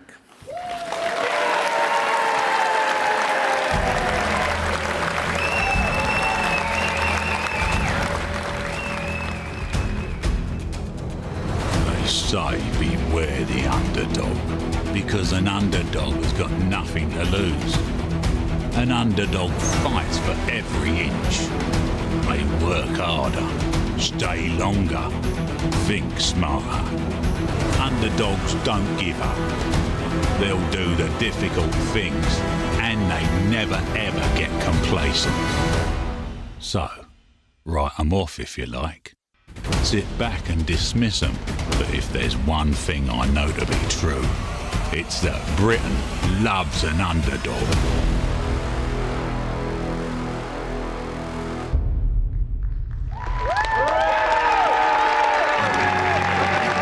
Please welcome to the stage, Rishi Sunak.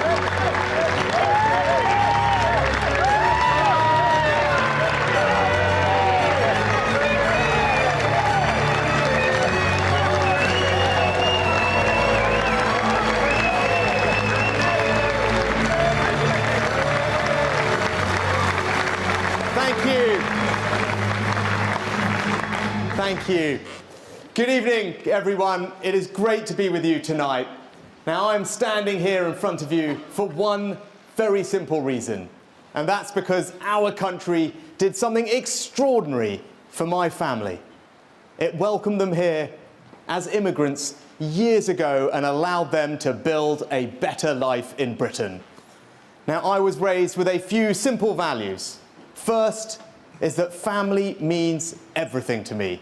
Because we as Conservatives know, don't we, that the bonds of family are far greater than anything any government could ever hope to replicate, and we must never, ever forget that. Now, in my family, we prioritised hard work as the way to forge ahead in life. My dad was an NHS GP. My mum ran the local chemist in Southampton, where I grew up, and I spent all my time working in her shop, out and about delivering medicines to patients and doing her books, seeing the power of that small business to provide jobs in our local community. And for my parents, there was one thing that they believed above all else would be the way to provide a better future for their 3 children. And it was simple. It was through education.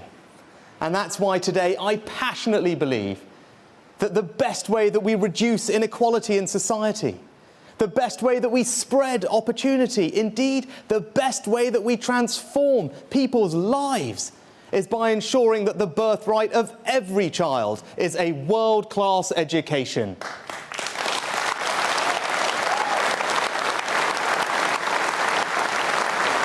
So, and that, in a nutshell, are my values: patriotism, family, service, hard work.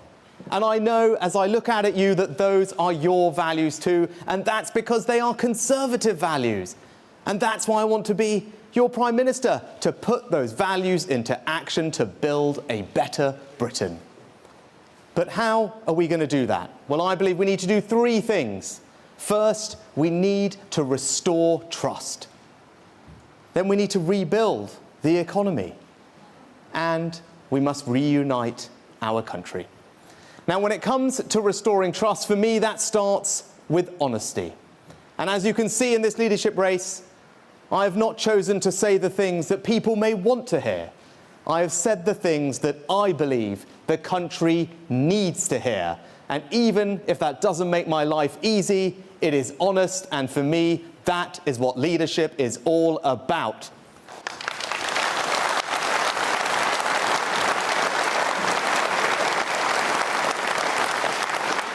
But we'll also restore trust by delivering on the things that matter to people.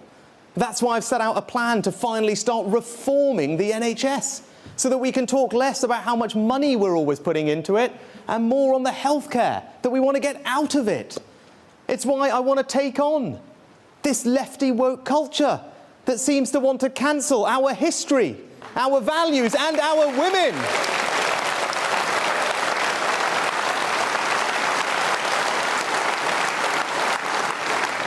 And it's why we need to restore trust of communities right here by calling out the failures of the Labour Mayor Andy Burnham, because it simply isn't good enough. I mean, just look at the record. A police force that was put into special measures, the highest rates of knife crime almost across the UK. Now, I will make sure that the police have the powers to do their job, and whether it's stop and search or other, I will never let political correctness stand in the way of keeping us safe.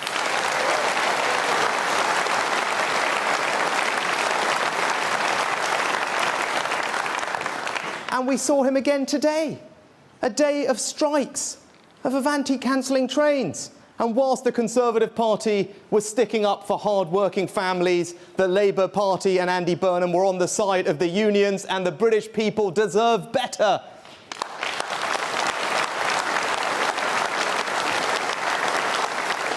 But also, we need to restore trust back into our planning system by putting you, local communities, in charge of the development that happens in your areas so that you can protect your precious greenbelt.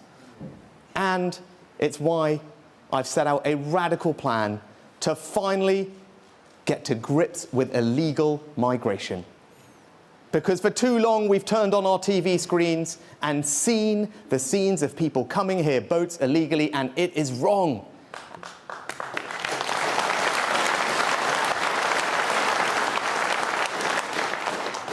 Now, when it comes to rebuilding the economy, I don't need to tell all of you what the problem is. You know that the challenge is inflation. Inflation is the enemy.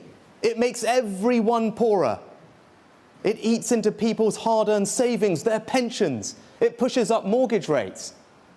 And this autumn and winter, I will make sure that we support especially the most vulnerable through what will be a difficult period.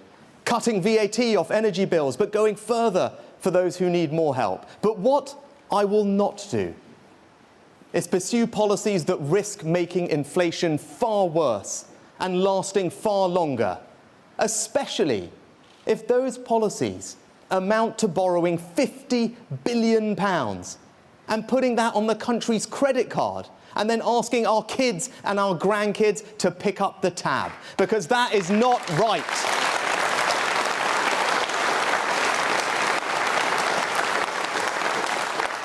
Now, I will cut your taxes, and I will cut income tax, because I want to make sure that under a Conservative government that I am privileged to lead, hard work always pays. But I'm going to deliver those tax cuts responsibly, by being tough on public spending and by growing our economy. And that's why this autumn I will radically change how we tax businesses, cutting taxes for those businesses that are doing the right thing, investing in expanding their manufacturing plants, innovating to create the products and services of the future, because those are the tax cuts that will drive growth in a modern economy. And I'll also continue investing right here, levelling up in town centres and high streets with new transport infrastructure, making sure that we spread our R&D money across the United Kingdom. And as someone who was proud to vote for Brexit, we need to make sure that we capitalise on it, and that means cutting EU red tape.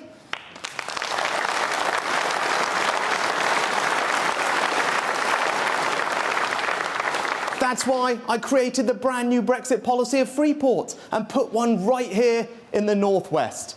I was a Chancellor that delivered for the North, and I will be a Prime Minister that continues to deliver for the North. Because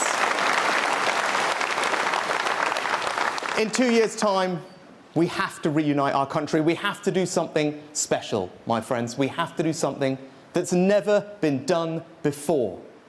We have to win a 5th general election in a row. Now, even though that is making British political history, I believe that working together, all of us can do it. But it is going to require us to appeal to swing voters everywhere, in the north and in the south, in Brexit areas and Remain areas, Liberal areas and Labour areas, in Wales and in Scotland. And I firmly believe that I am the candidate that offers our party the best opportunity of beating Labour and ensuring that Keir Starmer never walks through the doors of number 10 Downing Street.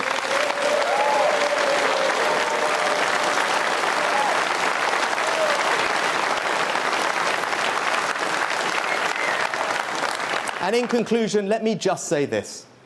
You saw me as Chancellor in the pandemic, acting boldly and radically to successfully safeguard our economy through the biggest storm in 300 years.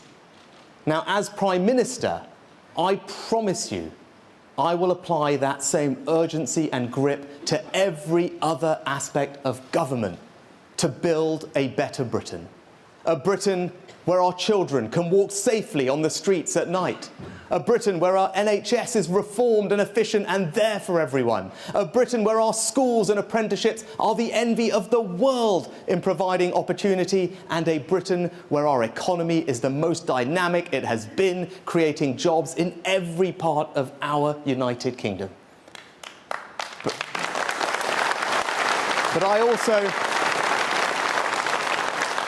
I also promise you this, perhaps more importantly, that I will give you my all to ensure that each and every one of you here tonight can always feel enormously proud of the Conservative government that I will be privileged to lead. So I humbly ask for your support, not just to be our next party leader, but also the next Prime Minister of our great country. Thank you.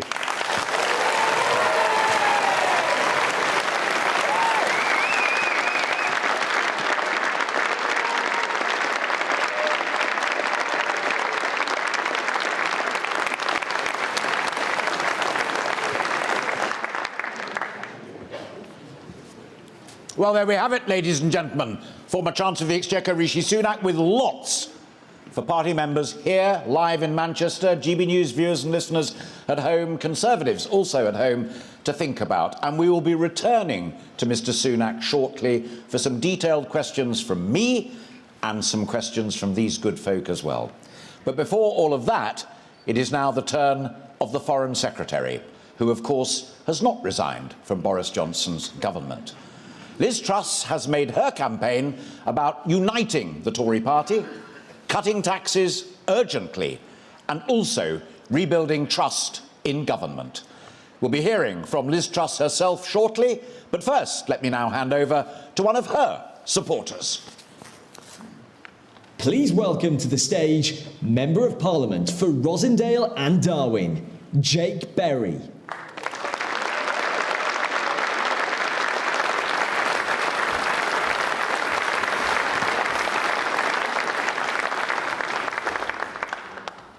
Good evening, Manchester. Good evening. Come on, you heard them outside. Tories shout, apparently. When I look at this audience, I see my friends.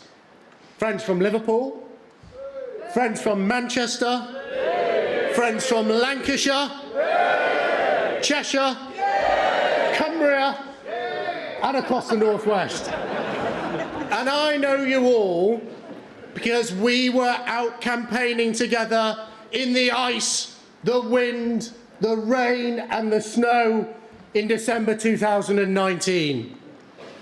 We know that it wasn't Central Office that won that election. We know it wasn't Boris Johnson, fine Conservative that he is. It was you. It was you who carved a path from Greater Manchester to Lincolnshire, the Black Country to Northumberland. Across the north of England and the Midlands, people turned their back on the Labour Party, who for decades had taken their vote for granted. And that now means that we have over 80 Conservative members of Parliament representing the north of England.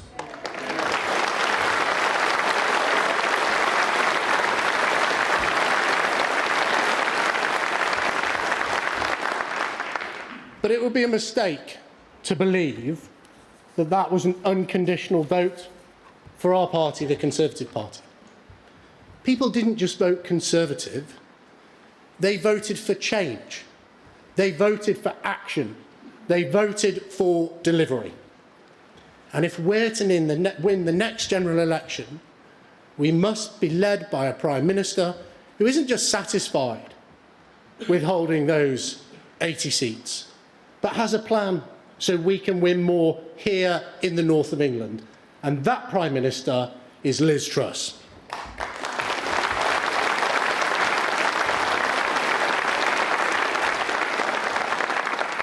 Because poll after poll shows that only Liz can take on Keir Starmer and win at the next general election, leaving him like IKEA or IKEA Starmer, even demolished as flat as one of their flat-pack wardrobes at the end of that election. And as Margaret Thatcher told us, in politics, if you want something said, you ask a man. If you want something done, you ask a woman.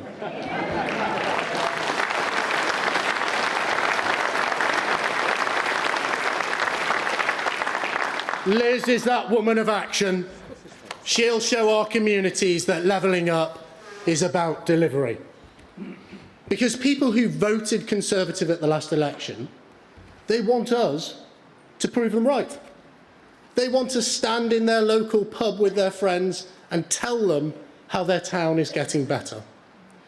Liz's plan for government acknowledges it's no longer good enough for us to talk about being the party of low tax. We need to become the government of low tax. Let's lower taxes to level up the north. Bring it on.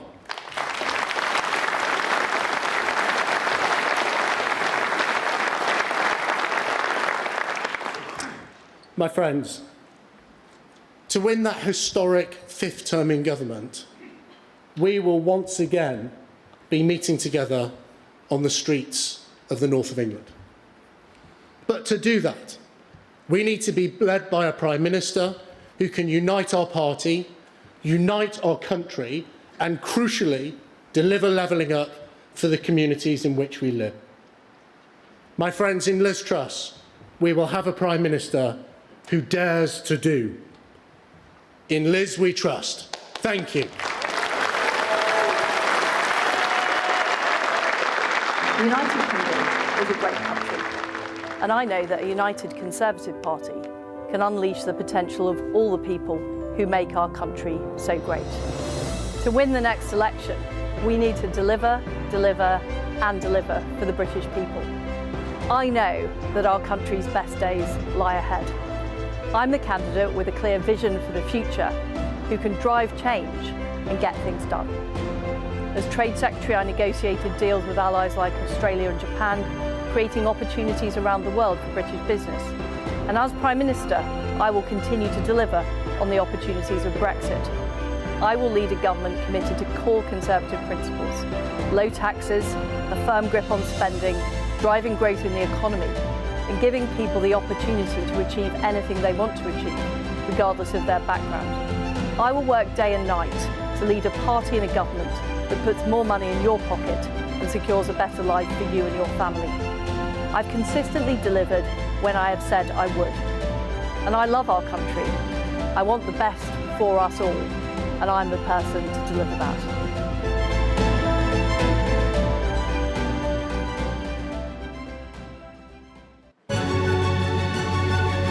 Please welcome to the stage Liz Truss.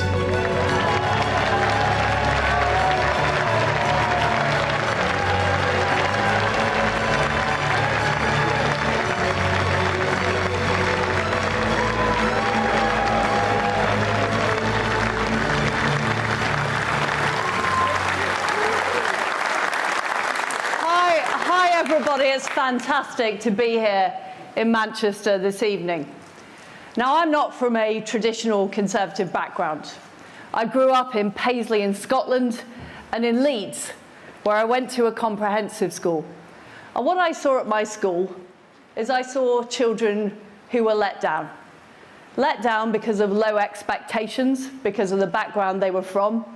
Let down because Leeds City Council cared more about political correctness than they did about making sure everybody had the basics in English and maths. And let down because of a lack of opportunities in the area. And I didn't like to see that waste of talent. I didn't think it had to be like that. And that's what drove me into politics, because I want us to be a country where everybody can succeed regardless of their background. I want us to be a country where there are opportunities for all. I want us to be an aspiration nation. Now, I recognise that I'm from the other side of the Pennines. But I do think it's time that we buried the hatchet. After all, the War of the Roses was quite a long time ago. And what I want to see is a successful north of England where everybody has opportunities and we link up the great cities of the north from Liverpool to Manchester to Leeds and beyond, and also, of course, Bradford. That's why I want to build Northern Powerhouse Rail.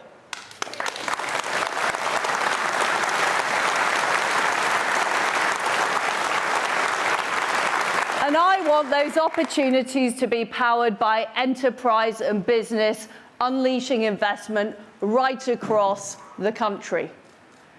I want us to make the M62 the superhighway to success.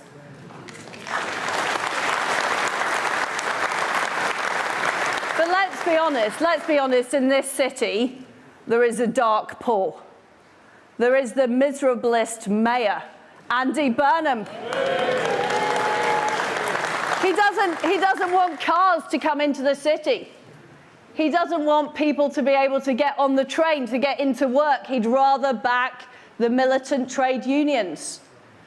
He doesn't want opportunities for people in this city, and he has to be defeated.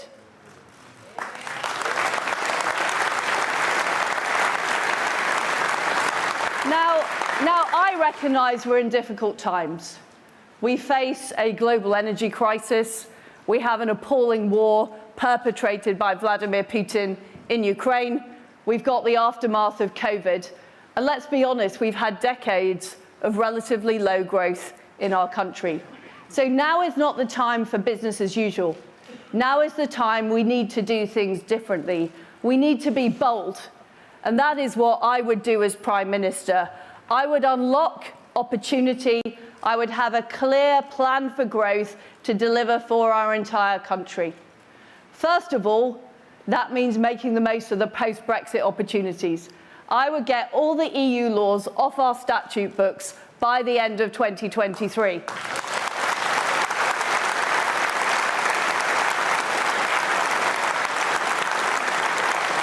And I would use that to unleash investment from the city in places like Alderley Park with a fantastic life sciences.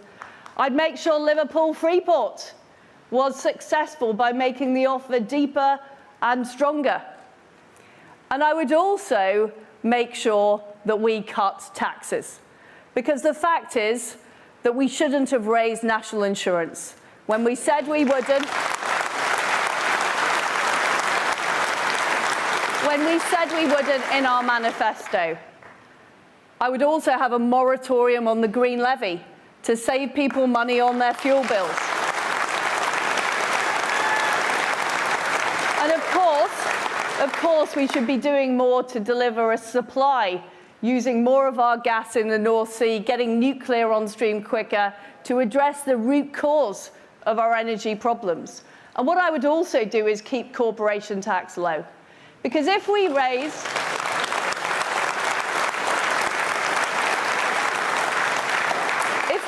our corporation tax to the same level as France and 10 points higher than Ireland, we're not going to attract those new opportunities. We're not going to attract that investment here in Manchester and across the Northwest. And fundamentally, as a Conservative, I'm somebody who believes in being on the side of people who do the right thing.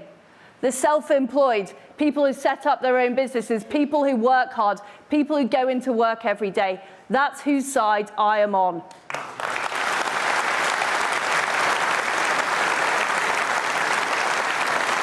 Now, before I became an MP in 2010, I was a local councillor. And when I was a councillor, I sat on the planning committee. Now, those are hours of my life that I will never get back. Because we were constantly being overruled by Whitehall or by the planning inspectorate in Bristol. And what I would do is I would abolish the top-down housing targets, and instead I would level up in a conservative way through low-tax investment zones driven by local people, attracting enterprise into our area. And what I would also do is make sure the Treasury funding is fair. Too often, there is more money and more investment going into places that have got it already. They don't need it.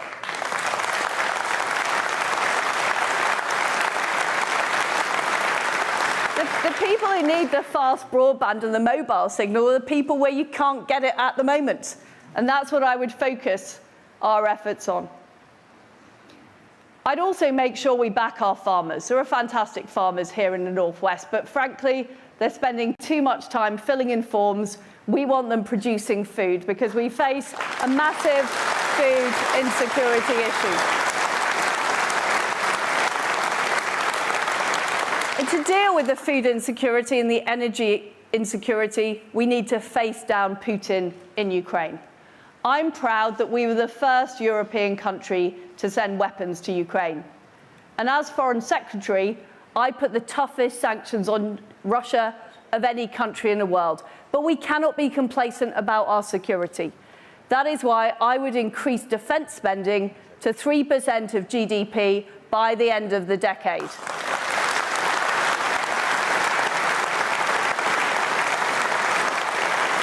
And I'll also make sure that we're dealing with the issue of illegal immigration in the Channel. I worked with Priti Patel, I supported the Rwanda policy, I want to expand it to more countries.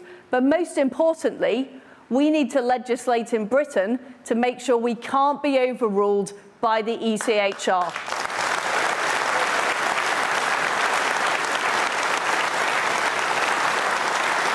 Now, as well as focusing on freedom and democracy overseas, we also need to have freedom and free speech here in Britain.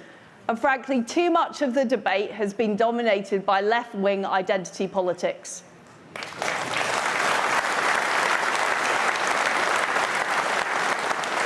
I am a plain-speaking Yorkshire woman, and I know that a woman is a woman.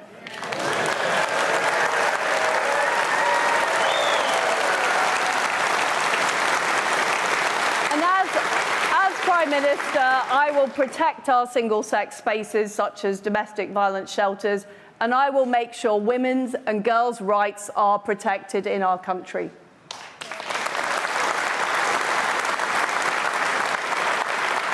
And I'll also stand up for our great country.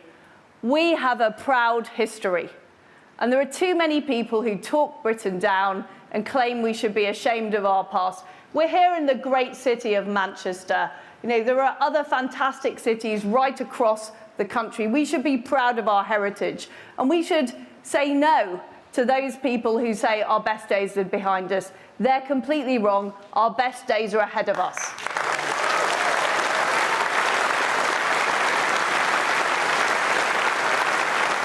And it's fantastic to be joined by so many of our members of Parliament that were elected for the first time in the North West in 2019. In seats like Lee, in seats like Burnley. I'm not going to mention them all because there are so many of them. There are so many of them. But the people that voted for our fantastic new MPs didn't vote for them because they wanted more Labour policies. They were fed up with Labour. They were fed up with Labour letting them down. They were fed up with being patronised. They were fed up with lack of opportunities, not focusing on trades, not focusing on new industries. So we need to deliver Conservative policies. We need to be proud to be Conservatives and proud of our values, standing up for personal responsibility, standing up for enterprise, standing up for the freedom to control your own life. And that's what we need to deliver. And I'm somebody who does deliver.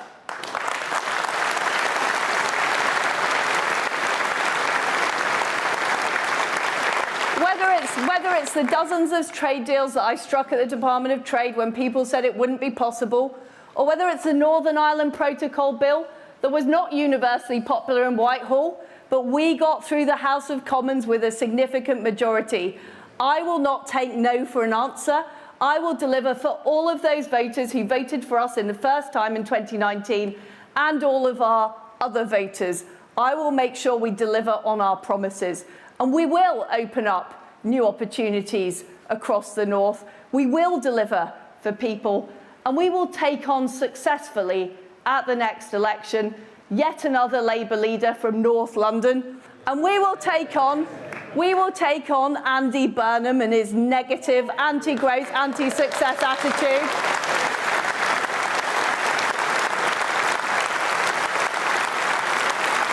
And my friends, we will unleash opportunity across Britain, and we will unleash opportunity here in the North West, and we will win the next election. Thank you very much. Thank you.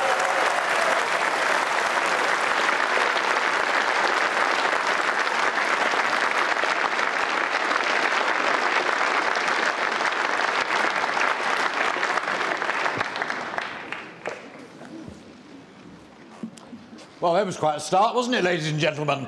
The pitch then from the Foreign Secretary, following the pitch from the former Chancellor of the Exchequer. So let's get started now with the questioning bit. First of all from me, and as I said right at the very beginning, much more importantly from all of these good people, Conservative members from Manchester and thereabouts, here live tonight.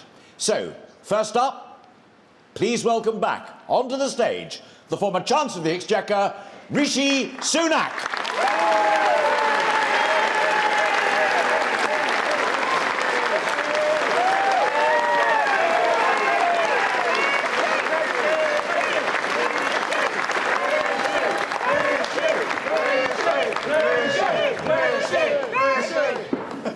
Thank you. My purpose tonight is to go through 3 or 4 substantial areas, hopefully asking stuff that you haven't commented upon, and subsequently I'll do exactly the same with Liz, but to get through that in about 12 minutes' time, and then it's up to these good people out here. You got a big round of applause when you spoke earlier on about law and order, and during the campaign you've made a great deal about sexual exploitation and especially the grooming gangs, not least in Rochdale. But when an 87-year-old man can be killed in his mobility scooter in broad daylight in London, we need more than just words. Isn't it time to put the politicians directly back in charge of law and order, of policing in this country, dispense with the police and crime commissioners, and really let the politicians rip on this issue?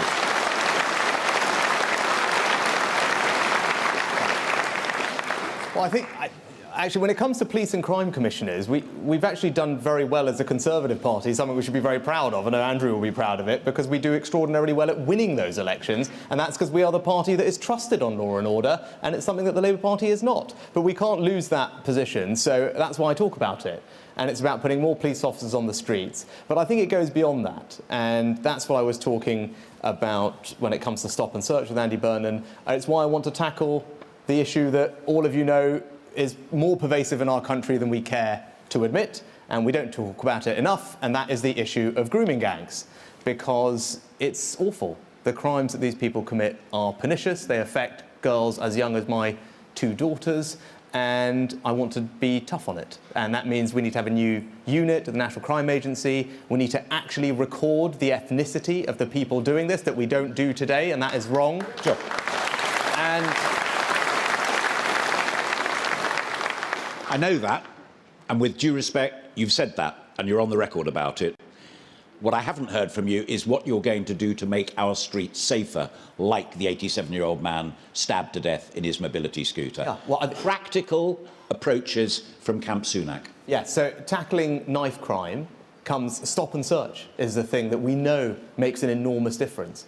It's actually the powers that we are trialling in other areas in the country that allow the police to stop and search previously convicted knife criminals, which actually I want to bring here to Greater Manchester, because it would make a difference, because knife crime here is among the highest in the country. And as I said in my speech previously, and I stand by it, we should not let political correctness stand in the way of keeping people safe. And that means putting the Justice Secretary in charge of parole boards and an elected politician overruling a parole board if needs be, if a sentence is being softened or someone's being let out early. It means toughening up our sentencing, but particularly, and this is actually very relevant for knife crime, actually everyone should know this, right? So 50% of the convictions in our country are committed by less than 10% of criminals, right? So there is a small group of people who disproportionately account for the crime in our country. Now, the average number of crimes that these people commit, just so you know, is 19, right? And I think all of us, compassionate Conservatives, believe in giving people a second chance. Probably we believe in maybe even giving them a third chance, but we don't believe in giving them a 19th chance, do we? Right? So we need to toughen up sentencing for these types of criminals.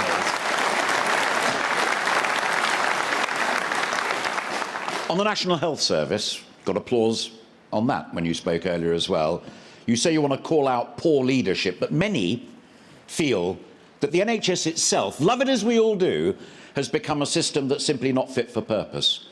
Isn't it time for a profound restructuring and for you to say, if you're Prime Minister, not a penny more until it's functioning properly, meeting targets and achieving better outcomes? Yeah, so I've already, I mean, Alistair, that's broadly what I have said, because look, the NHS is the service that people most rely on, and it is something that we have to be trusted on, and it's something that's under enormous strain. You've been clear on the ambitions, you haven't been clear on the reforms. Yes, I have been, right? So let me give you one example. I will give you one example of a reform, because if we are not prepared to be bold and radical about making the NHS more efficient, we will never be able to get better quality healthcare. We'll never be able to get people's taxes down responsibly. So here's one thing that I'm just going to say to you now, out of the many things I want to do, to give you a sense of what I want to do. And that is to tackle an issue that we all know exists, but we haven't done anything about for a long time that costs us, and that is the issue of missed NHS appointments, right? Last year, and I see lots of nodding because you all agree and you see it, 15 million missed appointments in the NHS, not just at GP surgeries, but at hospitals too. Now, not only does that not value our doctors, it also deprives people of the care that they urgently need. So if we can get tough on missed appointments, then that's not about making money. What this is about is changing behaviour in this country, so that's not acceptable. Because if people cancel these appointments in advance, what do? We suddenly free up all this extra healthcare, all these extra appointments to get the backlogs down quicker, get people seen, and it has not cost a person here a penny in extra taxes. Sure. Now, that is an example of something bold and radical that lots of people will say, oh gosh, it can't be done, or it's too tough. But if we're not prepared to get radical on the NHS, get efficiency out of it, we will never reform it, and I will never cut your taxes, and that's what I want to do as Prime Minister. Let me try and tempt you to be radical on something else as well on the health service. A lot of people in this room and listening to this conversation will have scrimped and saved from their hard-earned money to buy private health insurance so that they can get to what they need sooner and, funnily enough, alleviate some of the pressures on the NHS. Would you, as a former Chancellor, consider giving tax relief to the people who decide private health is the way for them to go? Yeah. So, I mean, when it comes to tax policy, it's something that's been pitched to me in the past, and I'd happily look at it. But I'm not sure that is going to move the needle when you think about the vast majority of how people use the NHS. If we want proper NHS reform, at the margin, people moving to the private sector isn't going to change the overall dynamics. But I do want to learn from the private sector, right? I have a background in business. Yeah. Now look at how the private sector does elective surgery for hip and knee operations. Those are very routine operations. The private sector does them very effectively in surgical hubs. And I want to replicate that model in the NHS. Change how we do that type of surgery. It's something that the doctors really prefer. They're far more efficient during the day. They can crack through many more operations. And again, it's not about more money. It's about bringing a different mindset, a private sector mindset to the NHS. And I want to roll out those surgical hubs across the country, because that's how we'll get the backlogs down. That's how we'll get people treated better. And that's how we'll reform the NHS. But these are some practical ideas. That's what I'm going to do. That's what I wanted. On immigration and what's going on day in, day out in the English Channel, on the French coast and in Dover, you said just a few minutes ago, it's wrong. You're clear on your attitude towards the Convention on Human Rights. You're clear about wanting to reform it. But isn't it time for you also, perhaps tonight, to embrace your supporter, David Davis's plan to instruct Border Force and the Royal Navy to push those floating dinghies back? Yeah. So, look, first of all, there's a reason I mentioned this up front, because, look, I sit here in front of you all as a result of our country's unbelievably proud, compassionate history in welcoming people to our shores. But that has to be done legally. It has to be done fairly, because if it's not, it undermines trust in the system. And every time someone sees a boat coming here, it means that they trust our migration system less, and it means that they're less willing to support us welcoming people who genuinely need to be here. And that's why we must fix it. It's part of why I voted for Brexit, proudly. Now, what do we have to do? Now, look, David's idea, many others have said that as well, and as the Prime Minister's already said, no option should be off the table with regard to that. It is trickier to implement that in the Channel, and given the boats that we're faced with, compared to how the Australians do it where they are. But look, no option should be off the table. But again, in the interest of being practical here and not just talking in abstract, let me give you two very specific things out of my 10-point plan, which is online for those of you who want to go and have a look at it, that I want to do. The first is very quickly move away from the European definition of what an asylum seeker is. Because it is too broad, it gets exploited by lefty lawyers and means that we can't send people back who shouldn't be here. We can move to a different convention, and we should do it as soon as possible. That's the first thing.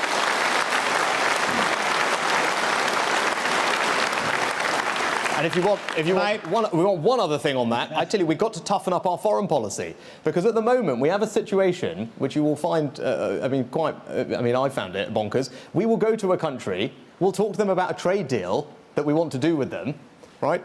We'll also potentially be giving them actual foreign aid. But at the same time, we don't say to them, hang on, you need to take back your failed asylum seekers. Well, that's clearly wrong. So we've got to get tougher with our foreign policy and join those things up. Because when people shouldn't be here, we must be able to send them back. It's as simple as that, and I will do whatever it takes to make it work.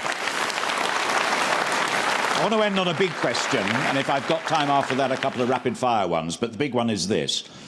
Take you back to the heady days of your spring statement, which you will remember, I'm sure, in which I jotted down, as a reporter, one of the standout comments, which was, I can't do everything, you said within that statement. And then in your May's lecture, which I also listened to and read very, very closely, you said, and I quote, we can't accept these levels of public spending as the new norm.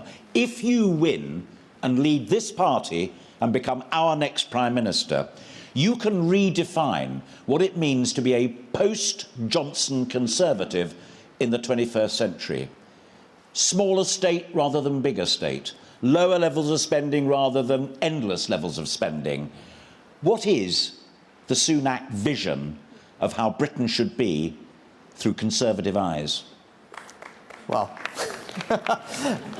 I mean, you framed it very specifically in the context of what the government should do, because that's also a very big question. But the answer to that question for me is very simple, right? It starts with what I said at the dispatch box, actually last year. And I was the first cabinet minister to actually say this, and I'm sure all of you will agree with it. And that's because we're Conservatives. And what I said was, very simply and plainly, because it needed saying, is that government can't do everything. But more than that, government shouldn't do everything. We are Conservatives.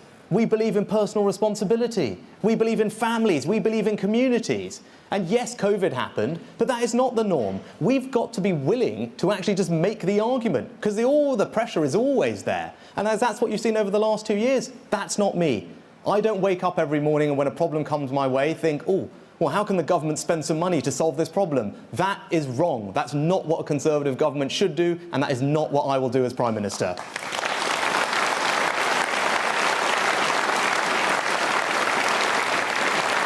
My final question, and you and Liz both know I don't do gotcha moments. I hate it, and I loathe it, and I don't go for it at all.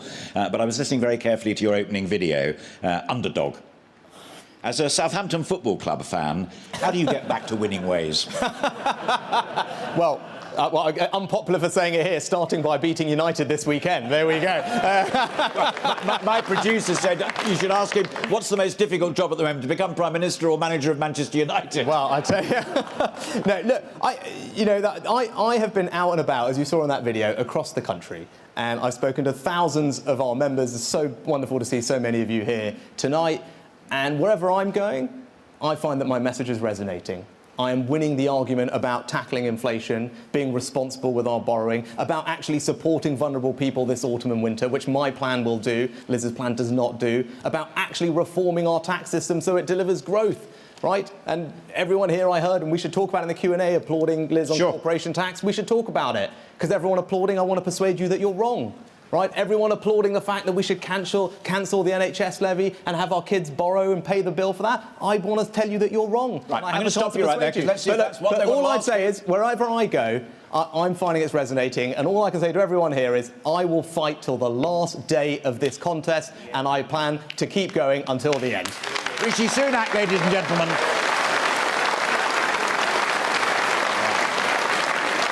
OK, Alistair, where have we got? Yeah, I'll wander around, but you want to call some people out? OK, where are my friends with microphones? Are you a microphone person? Right, can you come right down? Bless you. They hate me when I do that, but it's good for everybody. Gentleman right there, 4 in, blue shirt, spectacles. Name and regiment if you want, don't have to. Your question to Mr Sunak. And as your chairman said, short and sharp, please, we'll get more. Simon Moorhead, in the medium term, I'd like to know what you're going to do about energy and food independence. And in the short term, I'd like to know what you're going to do about the pensioners who've got the choice of heating or eating when it becomes very cold, and they don't pay taxes. So it's heat or eat in the winter. Yeah. Thank you. That was cheeky, because those are 2 massive questions. I know it was cheeky, but that's but we fine. know each But other and you they're know great that. ones. They're great ones, Simon. So let me answer them both. Right. Look, your first one on actually, where was I today earlier on? Right. I went to talk to the NFU at their headquarters to talk to all their farmers. Why? Because I passionately want to support British farmers. I represent one of the most rural parts of our country in North Yorkshire. It's a privilege for me to call it home. And it's a privilege for me to represent so many farmers where I am. And that's because food security is incredibly important. And we haven't focused on it enough. I plan to do so. That means lots of things. It means making sure that our agricultural programmes support farmers to produce food and not do 20 other things. It means protecting agricultural land from development of solar farms. It means making sure that we get our trade deals right and not actually sell them out too soon and too quickly in the way that they feel that they have been, and bring them along on the journey with us. So there's lots we can do to support them. But I'd say this, it's as simple as this, and there'll be some people, I'm sure, from rural parts of the northwest, like Cheshire here tonight. I represent more farmers than any other part of this country, according to the NFU. My neighbour is a dairy farmer, and I represent certainly more sheep than people where I am. So if I don't deliver the most pro-farming government, I won't literally be able to go home every week. It's as simple as that. Thank you very much indeed. We've got a microphone on this side. This pensioners question is really important. But very, very quickly, because otherwise people I think won't lots of get people in. have the same question. Look, this winter, it's going to be incredibly difficult. people's energy bills are going to go up by over £1,000, £1,500.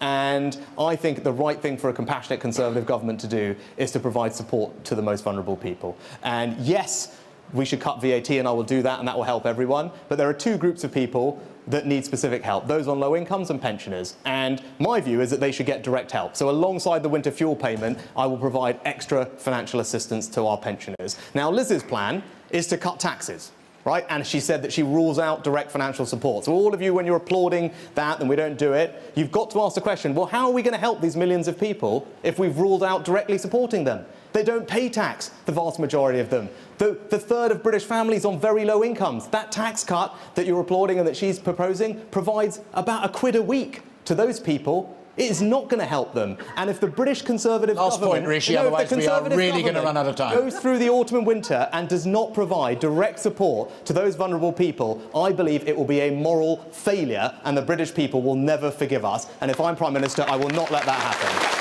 Next question, woman in the front row here. Right.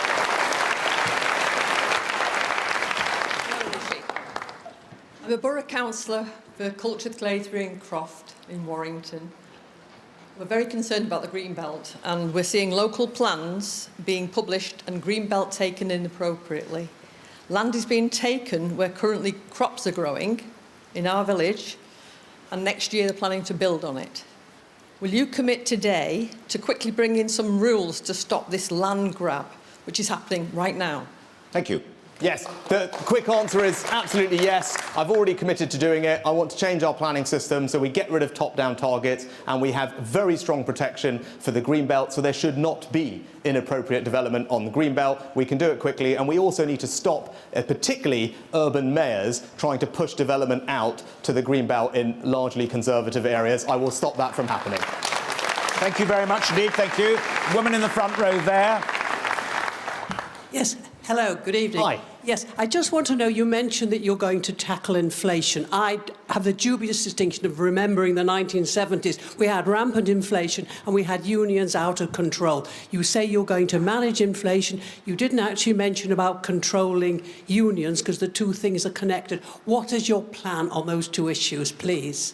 So on the unions, on this actually there isn't, I think, an enormous amount of disagreement between Liz and I. We completely agree. We need to crack on and pass a piece of legislation that means that unions will be, if they strike, they still have to provide a minimum level of service on critical infrastructure like our railways, because they should not be allowed to hold the country to ransom in the way they are. I will pass that legislation. I think Liz has said the same thing, and that's how we'll tackle that problem. But look, your first point on inflation is the right one. And it was right that you mentioned the 70s.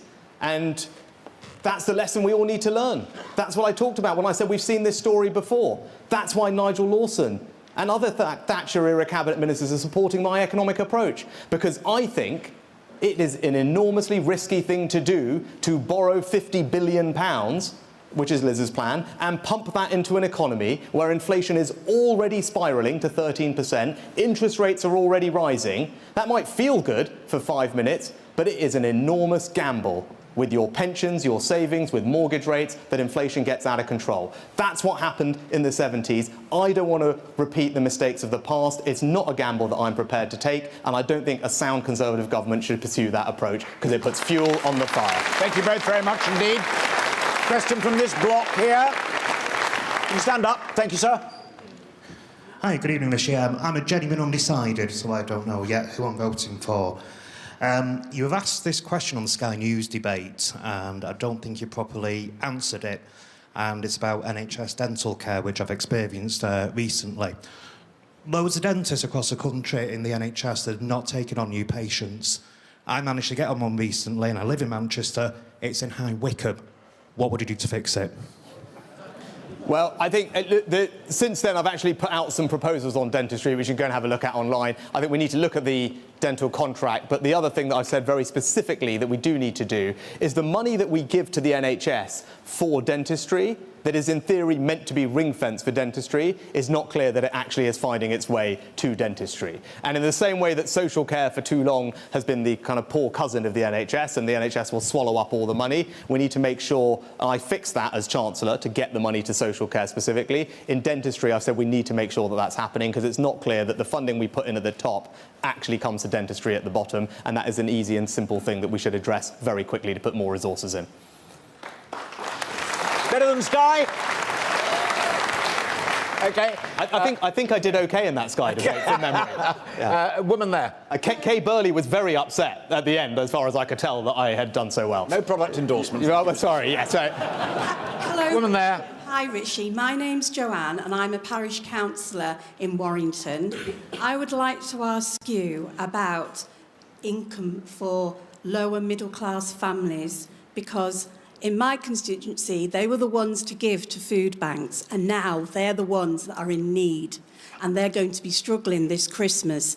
They're not going to be able to get benefits. They're not earning high enough money to get to be able to pay for a lot of the shopping and a lot of the bills that are now coming higher due to inflation and tax issues. They're professional, hard-working people who you talked about. They're family-orientated. They're going to find it very difficult to provide for clubs, to buy equipment for their children, for sportswear, etc. How are you going to help lower middle-class families who can't get some of the benefits that you've described?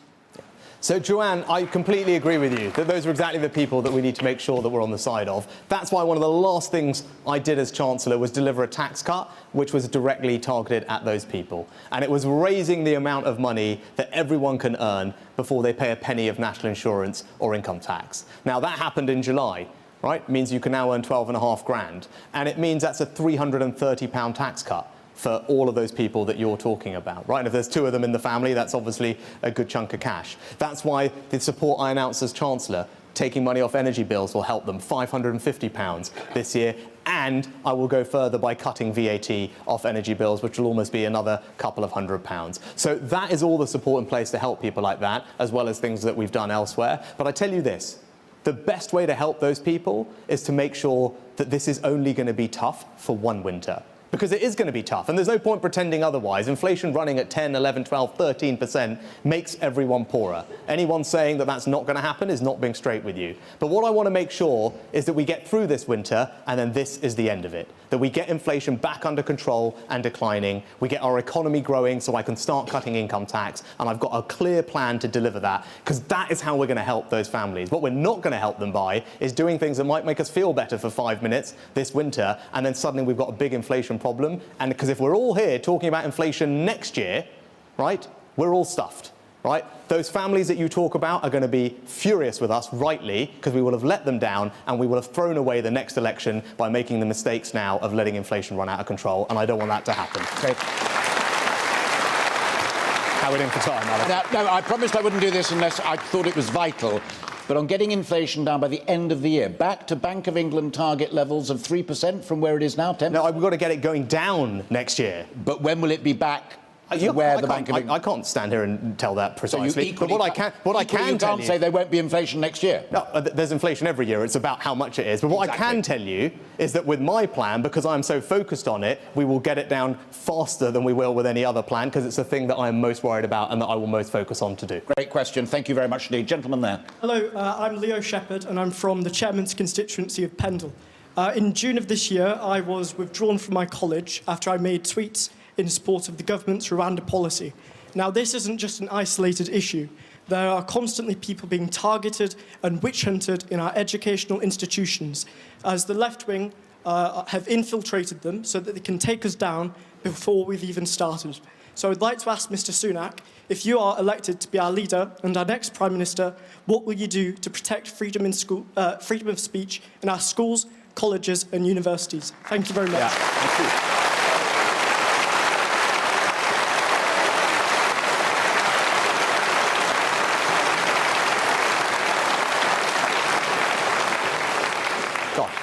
biggest cheer of the night. I mean, very well done. No, so very simply, it's wrong what happened to you, right? And it's happening far too often, and we've got to stop it. So practically, what are we going to do? What am I going to do? I want to change the public sector equality duty to make it crystal clear with statutory guidance about the protections contained in that for political and religious beliefs, so that universities are forced to uphold those protections, and right now they are not. But if we change that, they will have to. But I tell you this, there's one other thing. There's one other thing, because you mentioned schools, because there's another thing we need to look at, and I talked about taking on this lefty woke culture, because right now I'm sure there'll be many parents here, like me, who are desperately worried about what is being said and taught to their children at schools about some very sensitive issues, right? Now, our values on these things are the values of the mainstream majority of hard-working British people. We should not be afraid of standing up for them, and what I want to make crystal clear is to change the guidance on personal, sexual and relationship education in schools, so that parents will always have a right to know what is being taught to their kids, because it is wrong that they are being denied that today, and we must stop it.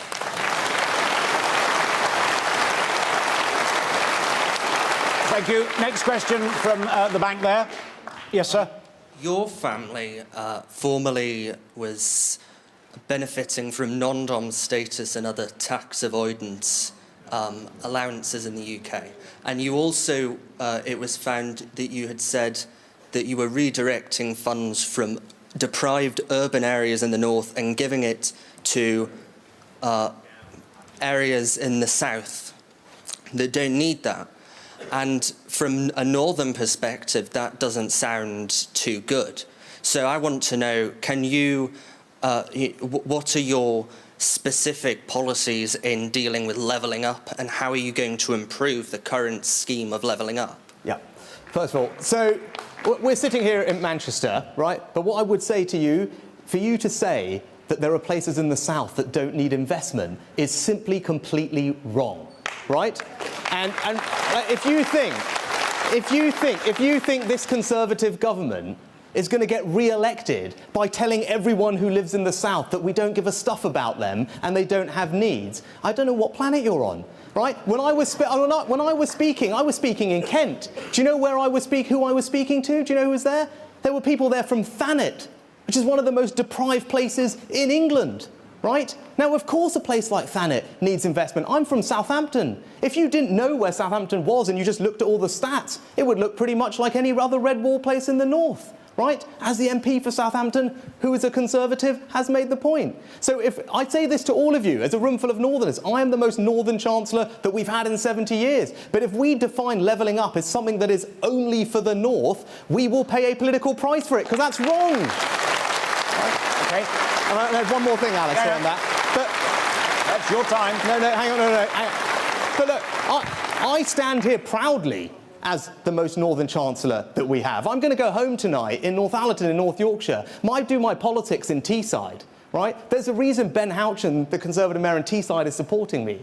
There's a reason all the MPs in that region, bar one, are supporting me, because I've helped turn that place blue. Because what have we done on Teesside? We've put a new Brexit-enabled Freeport there that's bringing jobs and investment. We've invested in Darlington train station. We've levelled up the high streets in Stockton and Yarm and Thornaby. We've moved the Treasury to Darlington. So I'm proud of my record of delivering for the North, and as Prime Minister, I will keep delivering for the North. This is where I get booed.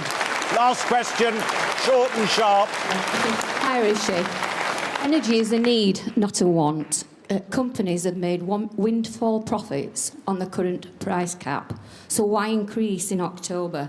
Why not freeze current tariffs and give consumers meaningful benefits during the cold winter months? More help is vital. Just to stick to your current plans will lose us the next general election. Thank you. Right. So, you know what, actually, your question, ma'am, is better directed at Liz, because I believe that a windfall profit is the right thing to do.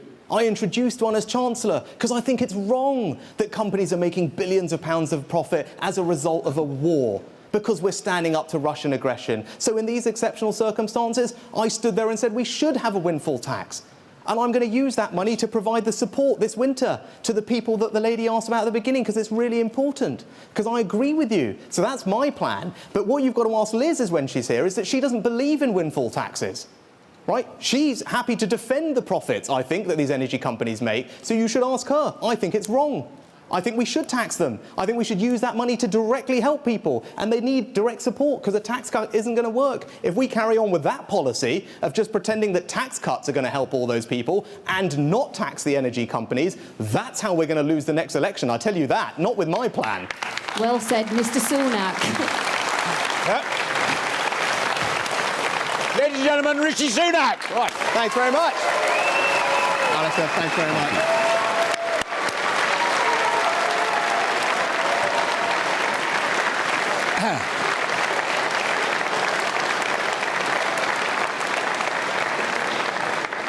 My apologies to those who I didn't take. I hope we got a good number there and an interesting range of questions. Watching and I dare say listening to a good deal of that in the wings as well was, of course, Rishi Sunak's rival for the leadership. Ladies and gentlemen, would you please give a very warm welcome indeed to Liz Truss.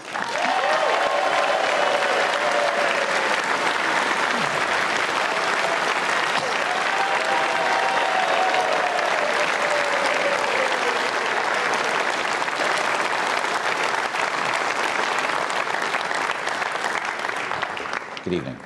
And thank you. Alistair, how are you? I'm very well indeed, thank you. I think we know what the first question might be, but we'll get to that in a moment.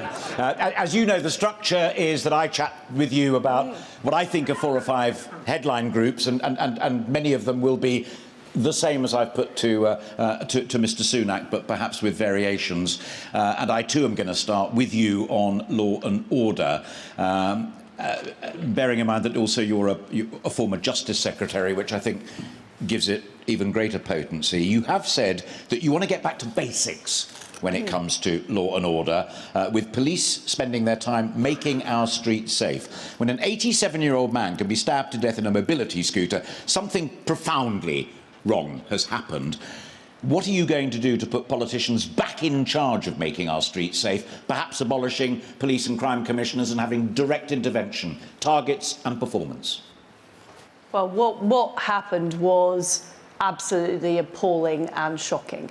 And we do need to make sure our police are policing the streets rather than policing Twitter and focusing on the right crimes the public are concerned about. See, what I would do is have league tables that compare police forces and how they are performing so they can really be held to account by the public. And I think police and crime commissioners are an important part of that. And they are performing the right role. But at the moment, we don't have enough transparency on exactly what the police are doing. And we also need the right leadership in the police, but also the right leadership in our big cities. And frankly, Sadiq Khan has let down London. He hasn't focused on delivering the tough messages to the police. So it does require political leadership. It also requires more transparency for the public. And it requires a change of culture in the police focused on the crimes that people are concerned about. Would consistent failure in your league table result to a change in leadership of a particular constabulary, a particular area, whether it's Greater Manchester, London, or wherever it might be? What sanctions would you introduce? Because league tables are utterly meaningless unless there's some clout behind them. They're very important. I remember what education was like before we had league tables, and I talked earlier about my school. And the fact is, nobody knew how well schools were performing. They didn't know which school was better. There were rumours that circulated, but there was no hard evidence and data. So I think it does help the police to be held to account by having very clear league tables. And ultimately, yes, if people aren't doing their job properly, they should be removed from the post by the relevant politician. Thank you very much indeed. On the NHS, again, you're on the record as saying that you want to cut out bureaucracy with fewer levels of management and no more central diktats.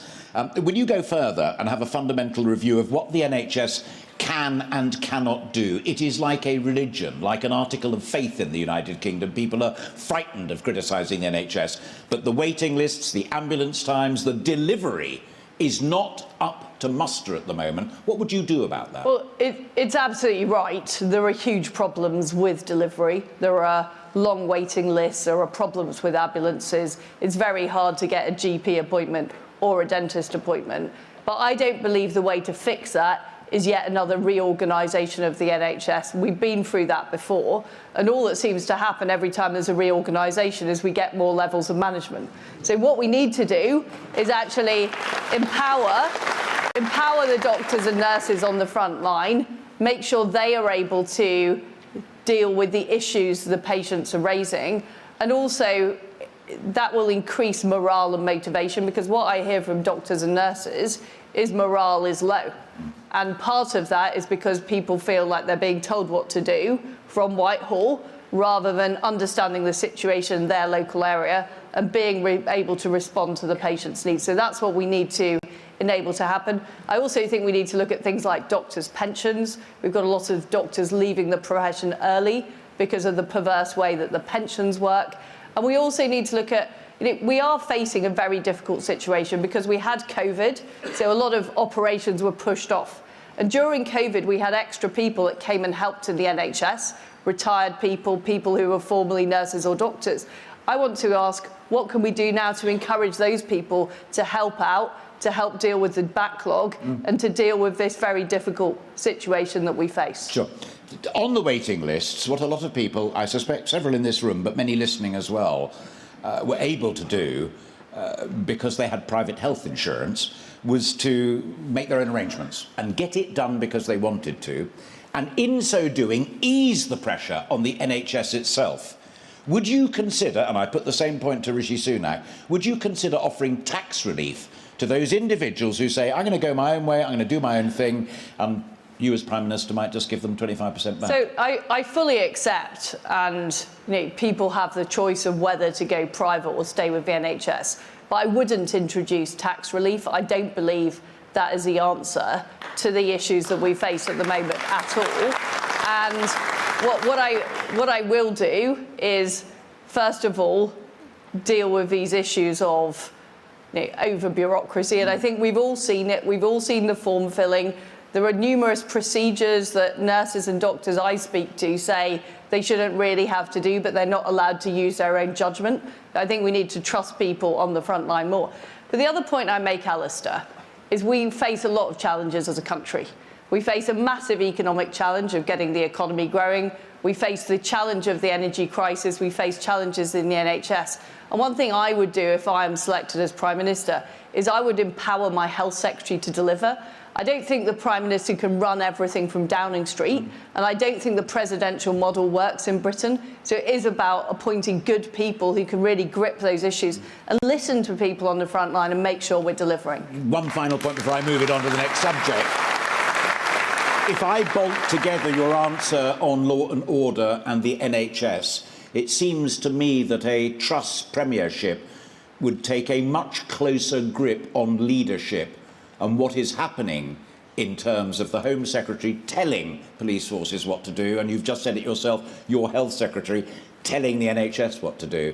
Is that a kind of stamp of authority on what would be a Truss premiership? But it's about leadership, but leadership... It's also about changing leaders. But it isn't micromanagement. Okay. Because I think the problem is that we've had too many of these central targets in Whitehall.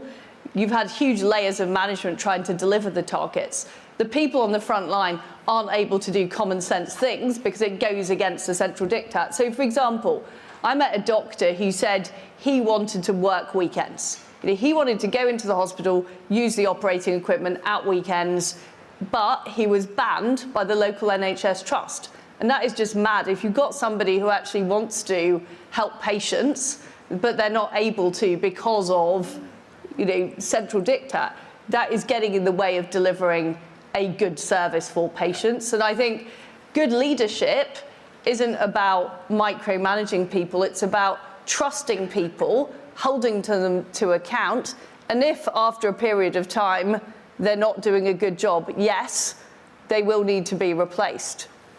You've said on immigration, you got big applause when you spoke to it way back at the beginning of the evening, that you support the Rwanda policy, you want to expand it indeed. But everybody in this room and everybody watching and listening knows that it isn't working as a policy. You're clear on what you would do about the Convention on Human Rights, if you can't reform it. But isn't it time to consider telling Border Force and the Royal Navy to push back the dinghies? But that isn't going to fix the problem, because ultimately the people who are travelling to the UK, at the behest of these appalling people traffickers who are trading in human lives, are doing so because they want to live in the UK.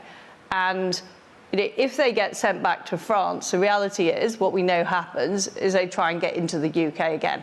So what we need to find is a permanent home for those people. And countries like Rwanda, they don't want a brain drain. They don't want large numbers of people leaving. They actually want people to contribute to the future of their economy. So the way to solve this issue, and I've talked to a number of my counterparts in Europe about this as well, is to find a way of making sure there is a long-term home for people who are involved in illegal immigration. If it is just simply pushing people back and forward across the channel, we are not going to get that long-term solution. And I've been through this with numerous cross-Whitehall meetings. The real issue is, at present, people are able to get on their phone to the lawyers when they get on a plane and evade being sent to Rwanda. And that is the issue we have to fix, and that is about the ECHR. Okay.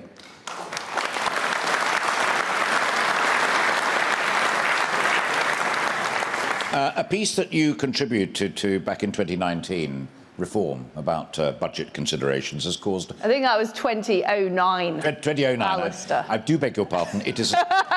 it's a typo. It has caused a bit of a stir. I always thought you had high quality standards at GBNews, but... We do. It's not the BBC, you actually get your facts right. Ms. Truss, enough already.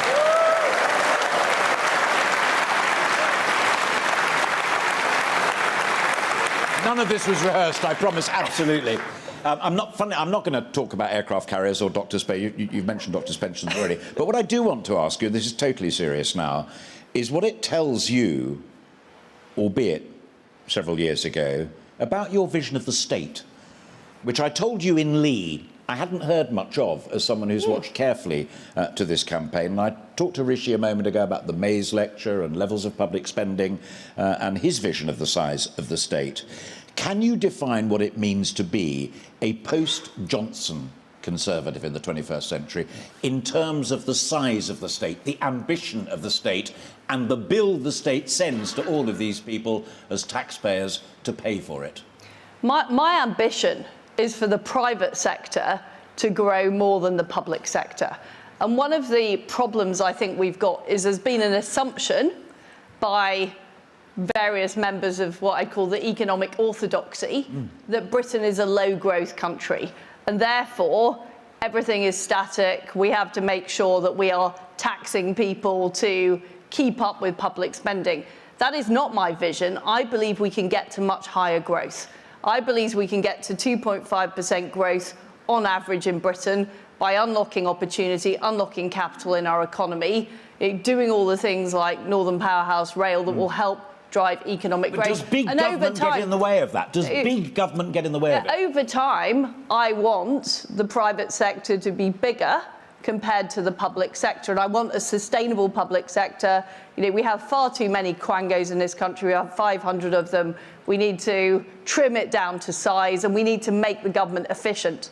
And there are things like there are 5 million people who are currently economically inactive. We need to help those people get into work. That will save the government money, but it will also contribute to the economy. But that isn't something you can achieve overnight. So my long-term vision is for the state to take a smaller proportion of GDP, but the way we get to that is by unleashing growth and doing all the things like the post-Brexit reforms, speeding up infrastructure projects, having low-tax investment zones. That is the way we get to a higher growth country, and ultimately, yes, the government sector will be a smaller proportion of that. Crucial answer. Thank you very much indeed for that and for mentioning that ratio. I said to Rishi, and I remind you, I don't do gotcha moments, but it's nice, as we did in Lee, to end on... a gotcha moment. No, it wasn't a gotcha moment. You eyeballed me and gave a very clear answer about who the cat liked in Downing Street. This one weaves together... I don't think they know who the cat liked most, but anyway. Weaves together a serious point, but I hope also... you talked about education in the past and how important it is, and you gave your own lifetime experience right at the very beginning. I'm intrigued to know what you and your husband would say if one or both of your daughters, when the time came up to you and said, you know what, I don't actually want to go to university. What I really want to do is an apprenticeship in X, Y or Z. Would you say hurrah, or would you try and recount your times at Oxford and tell her what a great thing it was? So I would be delighted, whatever opportunities, either of my daughters take forward. Actually, I think what's most important is what you do, not where you do it. So there are fantastic apprenticeships in areas like engineering and technology that I would be delighted for them to go for. Likewise, if they go to university, I am a unashamed proponent of studying things like maths and physics. So it depends on what course it is, it depends on what apprenticeship it is. But ultimately, you can't tell your children what to do, particularly not. I mean, my oldest daughter is 16, and if I tell her to do one thing, I'm afraid she often just does the opposite. So I'm a practicer of contrarianism. I sometimes lead her down the garden path. I hope. Luckily, she's not listening to this, so she won't hear that. But look, by the time your child is 18, I do think that ultimately they have to drive their own future and make those decisions. Absolutely. Ladies and gentlemen, Liz Truss. Thank you. I'm going to go to the audience now if you want to... Yep, I will. Now, where are my microphone friends? There's the first one. Right. Keep coming. There's a gentleman in spectacles there. 2 rows back. Keep your hand... Yeah, you, sir. And as I said earlier, name and regiment if you want. You don't have to, but your question to Liz Truss. Tony Johnston, Cheadle. The price of the average house has increased from a multiple of about 4 times average earnings to nearly 8. Will you please help to significantly increase the number of new homes built so that as to reduce that multiple and increase the number of owner-occupiers? So the question is about house building. First of all, it's important that we help more young people get on the housing ladder. And what I would do is allow people's rents and the rental history they've built up to contribute towards them being able to get a mortgage. But as I said in my opening comments, the planning system doesn't work. It's Byzantine. It wastes lots of people's time sitting on planning committees. It's constantly overruled by various national policies. And I believe a locally driven planning system that has greater freedom will actually deliver houses where people want, rather than houses where people in Whitehall want them to be. And I think that's important. And my idea of low-tax investment zones, which would have simpler planning rules, is you would see businesses built alongside homes, alongside infrastructure. Because what happens at the moment is you get homes just randomly plonked in fields without the infrastructure to support them. And I don't think that works for local communities. OK, thank you very much indeed. I'm going to come over here in a moment, but we're just sorting something out technically for a moment. Can we come to this gentleman here? Liz, I'm a magistrate and dealing with knife crimes all the time. In fact, yesterday I dealt with a case of attempted murder. And one of the reasons we have knife crimes is that knives are so easily available. If you look at online, highly dangerous machetes and knives, you can buy them for £10. Why can't we ban the sale of those things online? Thank you, sir. Well, I think that's a very good point. And we do need to make sure that we are cracking down on access to those types of offensive weapons. And my general view on online is what should be right offline should be right online. So what is legal to buy offline or online should be the same. So that is something that I would look at. Is that the spoken word as well? Will you amend that legislation? Yes, yes. I believe in free speech. I think it's important that we protect the under 18s from harmful content, but I also think it's important that adults are able to speak freely.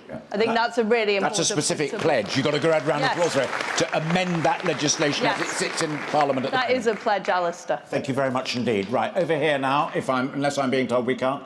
We can, bless you. You, sir? Thank you. My name is Brian Jackson. I'm from Halifax in Yorkshire. Yes, Yorkshire. I'm glad some people have got over the Pennines into this hustings. Listen, I'm a mining engineer. I know about these things. And I can tell you that you cannot run, you cannot grow, you cannot progress a modern economy without a secure supply of cheap, abundant, readily available energy.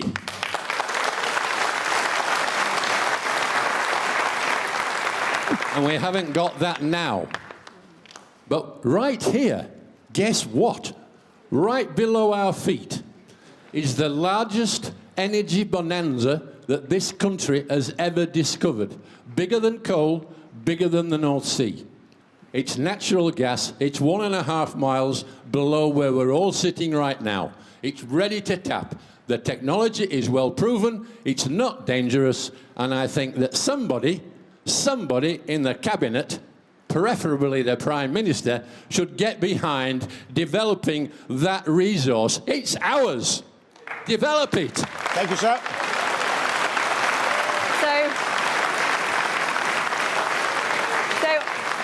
I agree, and I support fracking in areas where there is local support. And what I want to make sure is local communities benefit. I think that's very important. And what I would also do, if selected as Prime Minister, is make sure we're using the resources in the North Sea so that we are more energy independent than we are at the moment, as well as moving forward quicker with nuclear power, small modular reactors, nuclear power stations. We need to be doing all of this. And there's a lot of talk at the moment in the media about how can we support people to pay high energy bills. My view is we should deal with the root cause, which is the high energy bills. We need to sort out the supply, because if we just put more money into it, it might work for 6 months at vast cost to the Treasury, but it's not going to sort out the fundamental issue that you're talking about. And I was talking earlier about bringing people who've left the profession into the medical profession. Maybe we need to get you involved in sorting this problem out. You volunteered. I like it. If the energy crisis is as bad as you've described and the man you're standing against, then don't you have to consider a slightly unconservative thing, which is to overrule local objections because the crisis is so deep? He wants you to get on with it, not be overruled by a local community that is slightly NIMBY-ish, to put it bluntly. Well, if you look at... This is why we need changes to the system so that local communities benefit, because one of the issues we were talking about housing earlier is when it is done to a community and they don't feel the benefit of it, they're less likely to be supportive than when they feel the benefit. And fracking takes place a lot in the United States. There are very clear benefits to the local community in that fracking taking place. So we need to look at how we organise our system rather than have the man in Whitehall or woman in Whitehall thinking they know best. I think that's a really important principle. That may involve overruling. No, it doesn't. It involves encouraging. It involves persuading. OK. Gentleman there. Hi, Liz. Hello. Is it? Yes? Yeah, hi. Liz, I'm a doctor of medicine and believes in preventing the things. And this is a question to you in the capacity of the Secretary of the Foreign Affairs and on the Ukraine war. Now, do you think that the Ukraine war can escalate to a level of a nuclear war? In case that happens, do you have any plan to safeguard the British people, all of us, in a situation like that? Or do you think it will never happen and there is a zero risk and we should be very happy, not bothered about it? Thank you, Doctor. Thank you, Liz. So it's in Vladimir Putin's interests to scare people in the West and to go around saber-rattling. What is happening is that he expected to have a clear run in Ukraine. You know, he was expecting to take Ukraine in a matter of days and weeks, and he has failed. And what we need to do is help the Ukrainians succeed. And that is why I have been a major proponent of sending more heavy weapons to Ukraine, as well as putting those tough economic sanctions on Russia. But what we can't do in the face of an aggressor is appease the aggressor or fear what they might do. Because if we don't stand up strongly now, and I'm afraid we didn't stand up strongly enough in 2014 when the Balkanized deal was done, the Minsk Accords, Putin came back worse now. So this is why we have to stand up to him. And the best way of preventing this war escalating is to defeat Putin in Ukraine and ensure the Ukrainians are able to do that. Liz, thank you. Next question is behind you. Thank you, Liz. I'm Preston City Councillor. My name's Daniel Duckworth. I'm also a member of the Conservative Disability Group. And I'd like to ask what you're going to do to support disabled people in work and get into work. And also what you're going to do to support people with mental health, because I've got autism myself and depression. What you're going to do to support people with mental health and people in work. Thank you, sir. Well, thank you, Daniel. And, you know, as you know, we've been working on a disability strategy which is all about helping disabled people get into work and have those opportunities and working with employers to do that. And we know at the moment that we need more people in employment, and this is really, really important. And Chloe Smith, the Disability Minister, has been doing a fantastic job on that. We also need to do more to support mental health. And I think mental health has been particularly difficult during COVID. It's been particularly difficult for children and young people. So I want them to have access to mental health support in schools and also in GP surgeries. I support having a mental health nurse in GP surgeries to make sure people are supported, because in these cases, it's important to help people early. And that is the best way to deal with that issue. Thank you, Liz. Gentleman in the blue shirt there. Hello, Liz. Earlier before, you mentioned how young people were let down in your local comprehensive. How would you ensure that the education system doesn't let down any more children in places like Manchester and Leeds? Well, children were let down, and you know, I'm proud to have been part of the education department that delivered academies, delivered free schools, delivered the tough new GCSEs, which my daughter is now sat and is not very happy with me. But you know, we made a lot of changes to the education system to improve it, but it is still the case that a third of all children are leaving primary school without basic English and maths. And we know that if kids get to age 11 without basic English and maths, it's hard for them to succeed in life. So what I want is more specialist maths teaching in primary school. I think it's really important. And also making sure that we have the best possible head teachers and the best possible secondary schools. So I'm a supporter, for example, of schools like the Michaela Academy in Brent.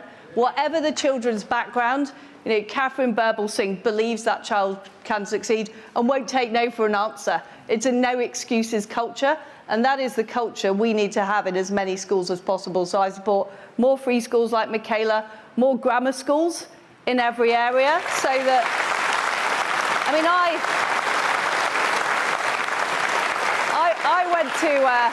went to a comprehensive school. I send both of my daughters to a grammar school, but they only have that choice because we are in a particular part of London. I want people to have that choice right across the country. Woman in the second row. Hi, Liz. I want you to explain, please, your plans to get more private sector investment, because at the moment you're planning to just, well, it just sounds to me as if you're just planning on carry on doing what we've always done. Rishi's got a 2-point plan. He's saying to the top 30%, invest or pay more tax.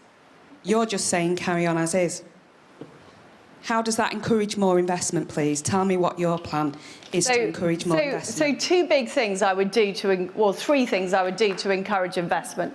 First of all, keep corporation tax low. Because if we raise corporation tax to the same level as France, fewer companies are going to want to invest in Britain. And we know that last time we lowered corporation tax, we got more revenue into the exchequer. Low taxes help deliver more business investment and more growth. The second thing I'd do is get on with the post-Brexit reforms like Solvency II and MiFID. I was told, and I had a roundtable in the city, that if we change these rules, we could unlock tens of billions of pounds of investment right across the country. I met the people at Alderley Park. They told me that if we unlock these rules, it will mean more investment in Alderley Park and right across the north. There are tens of billions of pounds of investment, but we need to challenge the Treasury orthodoxy to do that, because the fact it hasn't been done for the last 2.5 years. That's why we need to get all of those EU rules off our statute books by 2023. And the third thing I do are low tax investment zones, particularly in areas that have been left behind, and there are fantastic towns across the northwest. I want to see low tax investment zones, encouraging business investment, encouraging new opportunities. And that is the way we will drive our economy forward. Thank you very much indeed. Final question, only because your eyes tell me it's going to be really short and sharp. Very quickly, I'm a councillor in Salford, which is 2 miles down the road. We have a city Labour mayor, a Manchester County Labour mayor, who constantly, in fact, their reason for doing anything is to borrow more and more money and to ask the government for more and more money. Now, that doesn't sound too far away, Liz, from what you're suggesting, that we need to borrow £50 billion. How, in fact, are we actually going to pay that back? How long is it going to take us, on top of all the money that we had to borrow during COVID? My fundamental view is that we have the highest taxes this country has had for 70 years. And if you have taxes that high, you don't actually get the revenue into the exchequer. And currently, we are forecast to have a recession. And I know what it's like living in places where there is a recession, where people don't have the opportunities, don't have the jobs, the money isn't going into the exchequer. And I'm a conservative. I believe in low taxes. I believe that by having low taxes, we encourage people to go to work, we encourage businesses to set up, and we encourage the economy to grow. And that is the best way of getting higher revenues in, not by raising taxes to the same level as France. OK. That's our time. Ladies and gentlemen, Liz Truss.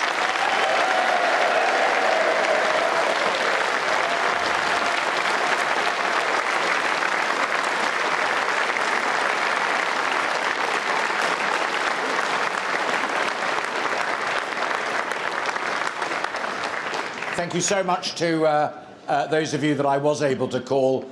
Genuine, profound apologies to those that I wasn't able to call. It's the nature of the thing, and I'm really, really sorry about that. But I hope it was a reasonable spread of questions that covered some of the issues that those who weren't called upon were really worried about. And I hope you also felt, as I did, that we had the presence tonight of two pretty candid candidates for you now to choose between.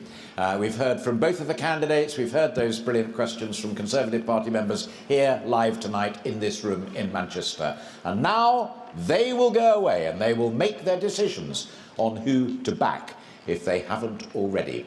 Tonight's hustings are over, but for us at GB News, the show goes on, and our GB News political correspondent, Tom Harwood, is ready and waiting just outside the exit doors with full analysis of tonight's event, and I suspect he'll be trying to grab quite a few of you as you leave. He's also got politicians to give their commentaries as well.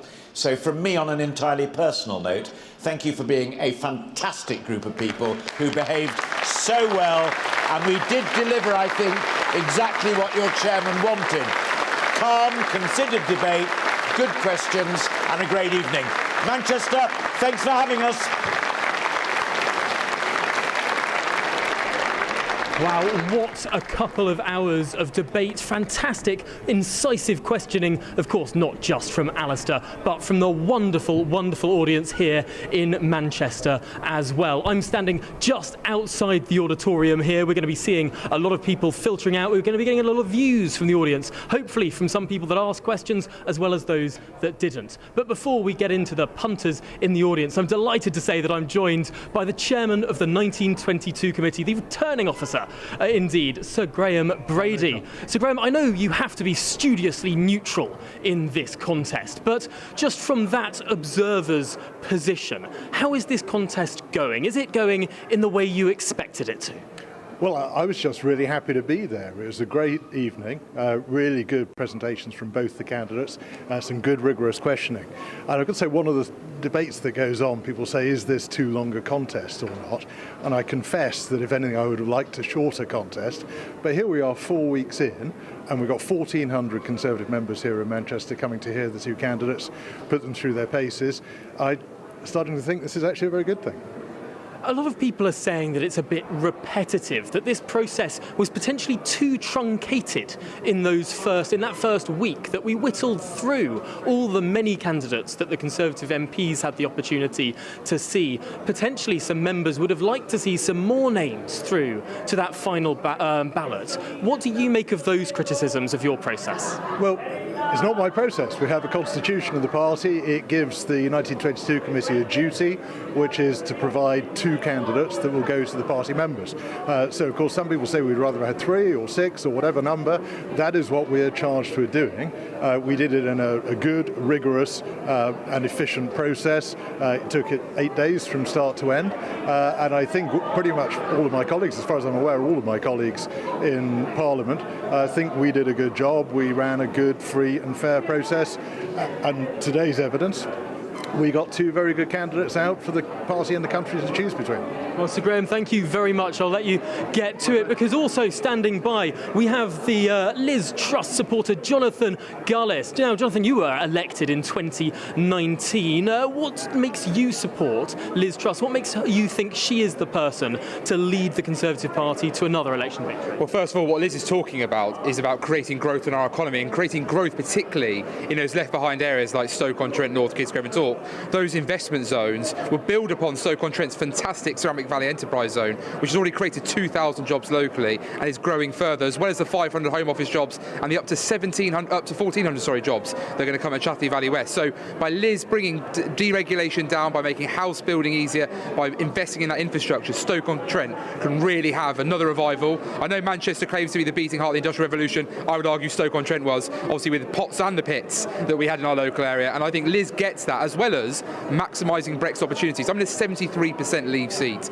Liz understands what Brexit was about. She's fully embraced what it's about and wants to deliver on making sure that we get those Brexit opportunities that are so desperately needed, not just for individuals but for business as well. Well, Jonathan Gullis, thank you for joining us here. Now, before we get through to some of the other people in the crowd, we do like balance here on GB News, so I'm going to ask the crowd, do we have a Rishi Sunak supporter here that we can grab? Sir, what did you make of Rishi Sunak's performance tonight? If you mind standing there. Well, Sunak's just the better communicating, better debater than Truss. Truss, she can't string a sentence together. She's like the British Joe Biden, you know what I mean? But I just think Sunak comes across better.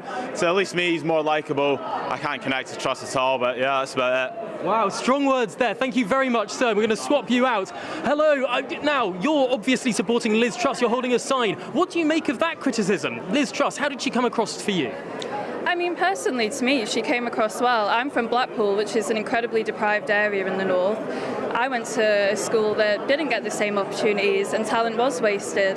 So I appreciate what she's saying there and totally agree with the Margaret Thatcher quote. If you want something said, ask a man. Want something done, ask a woman. Fantastic stuff. Thank you for joining us. Well, we have a Ready for Rishi supporter here. And what did you make of his performance today? I thought it was spectacular, as always. And that's not me being biased. He is just pragmatic with his approach and he answers all the questions and he just puts it bluntly.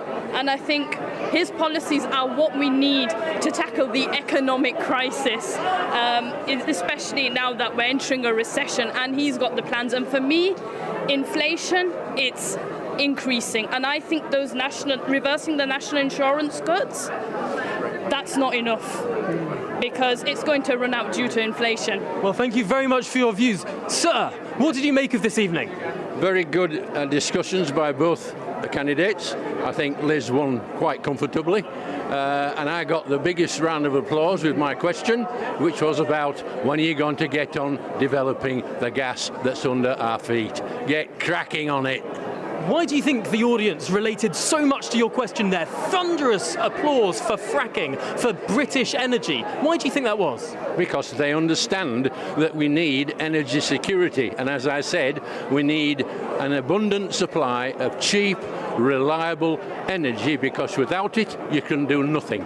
You can do all the spouting and talking that you like, but you can't achieve anything, because energy is the fundamental of any modern economy. Really good stuff. Thank you, sir. Really appreciate your time. And we watch, me and my wife here, we watch GBNews all the time. Fantastic. We love to hear it. We love to hear it. Thank you so much, sir. Thank you. Hi, Tom. Hello, hello. Hi. What did you make of today's proceeding? I thought it was excellent. I thought both candidates put themselves forward very well. I'm slightly undecided, so I wanted to come here today to see the presentation live. Did it help you make up your mind? Absolutely. I wanted to get up and ask a question. I'm from the Northwest. I'm from Lee. And I'm more interested in the parochial issues levelling up, because we've got a fantastic MP. He overturned the 24,000 Labour majority, and I wanted to ask Liz what she's going to do to support him winning the next general election. And unfortunately, I wasn't able to answer the question. And basically, my question's quite straightforward. How is she going to help James get spades in the ground before the next general election? It's as simple as that. Unfortunately, I couldn't ask the question. I will get the chance before this election's over. Well, there's another couple of weeks to go, sir. Thank you so much for your time. Let's get through to someone else here. Hello, sir. What do you make of today's proceedings? I came with an open mind. I think Rishi Sunak came with substance. If it came to who would I like to go to a party with, it'd probably be Liz Truss. How's that? Has today helped you make up your mind? Yeah, it has really. I thought there was substance with Rishi Sunak's answers. I just felt it was... Rishi for me. Rishi for you, why was that? I just felt he was more direct. I just understood more what he was saying, and it just totally swayed me. Really interesting stuff. Thank you to you both. Let's get through. Sir, I'm Dr. Sumra, and it was wonderful to be here and see everything. And I asked one question from Liz. She dubbed it because I thought that whether there is a possibility of war going nuclear, she didn't answer. As far as the comparison between the two, there is no comparison. Rishi is far ahead, but he may not be elected. But the policies, if we do not handle the inflation now, £100 in my pocket will become 80. Tax cuts will inflate the things and make us all very poor. But maybe that she changes after she becomes she may change. That is the only possibility. Otherwise, on today's performance, Rishi. Well, sir, thank you so much for your words and for your fascinating question. I'm sorry, but we've run to the end of the programme here. We're going to have to hand over. Thank you so much for all coming. It's been an absolute delight to see you all. Thank you for coming to the GB News hustings here in Manchester. That's been it for me, and indeed for the wonderful Alistair Stewart, who's so ably compared this evening. Up next, it's Beverly Turner with Tonight Live after this.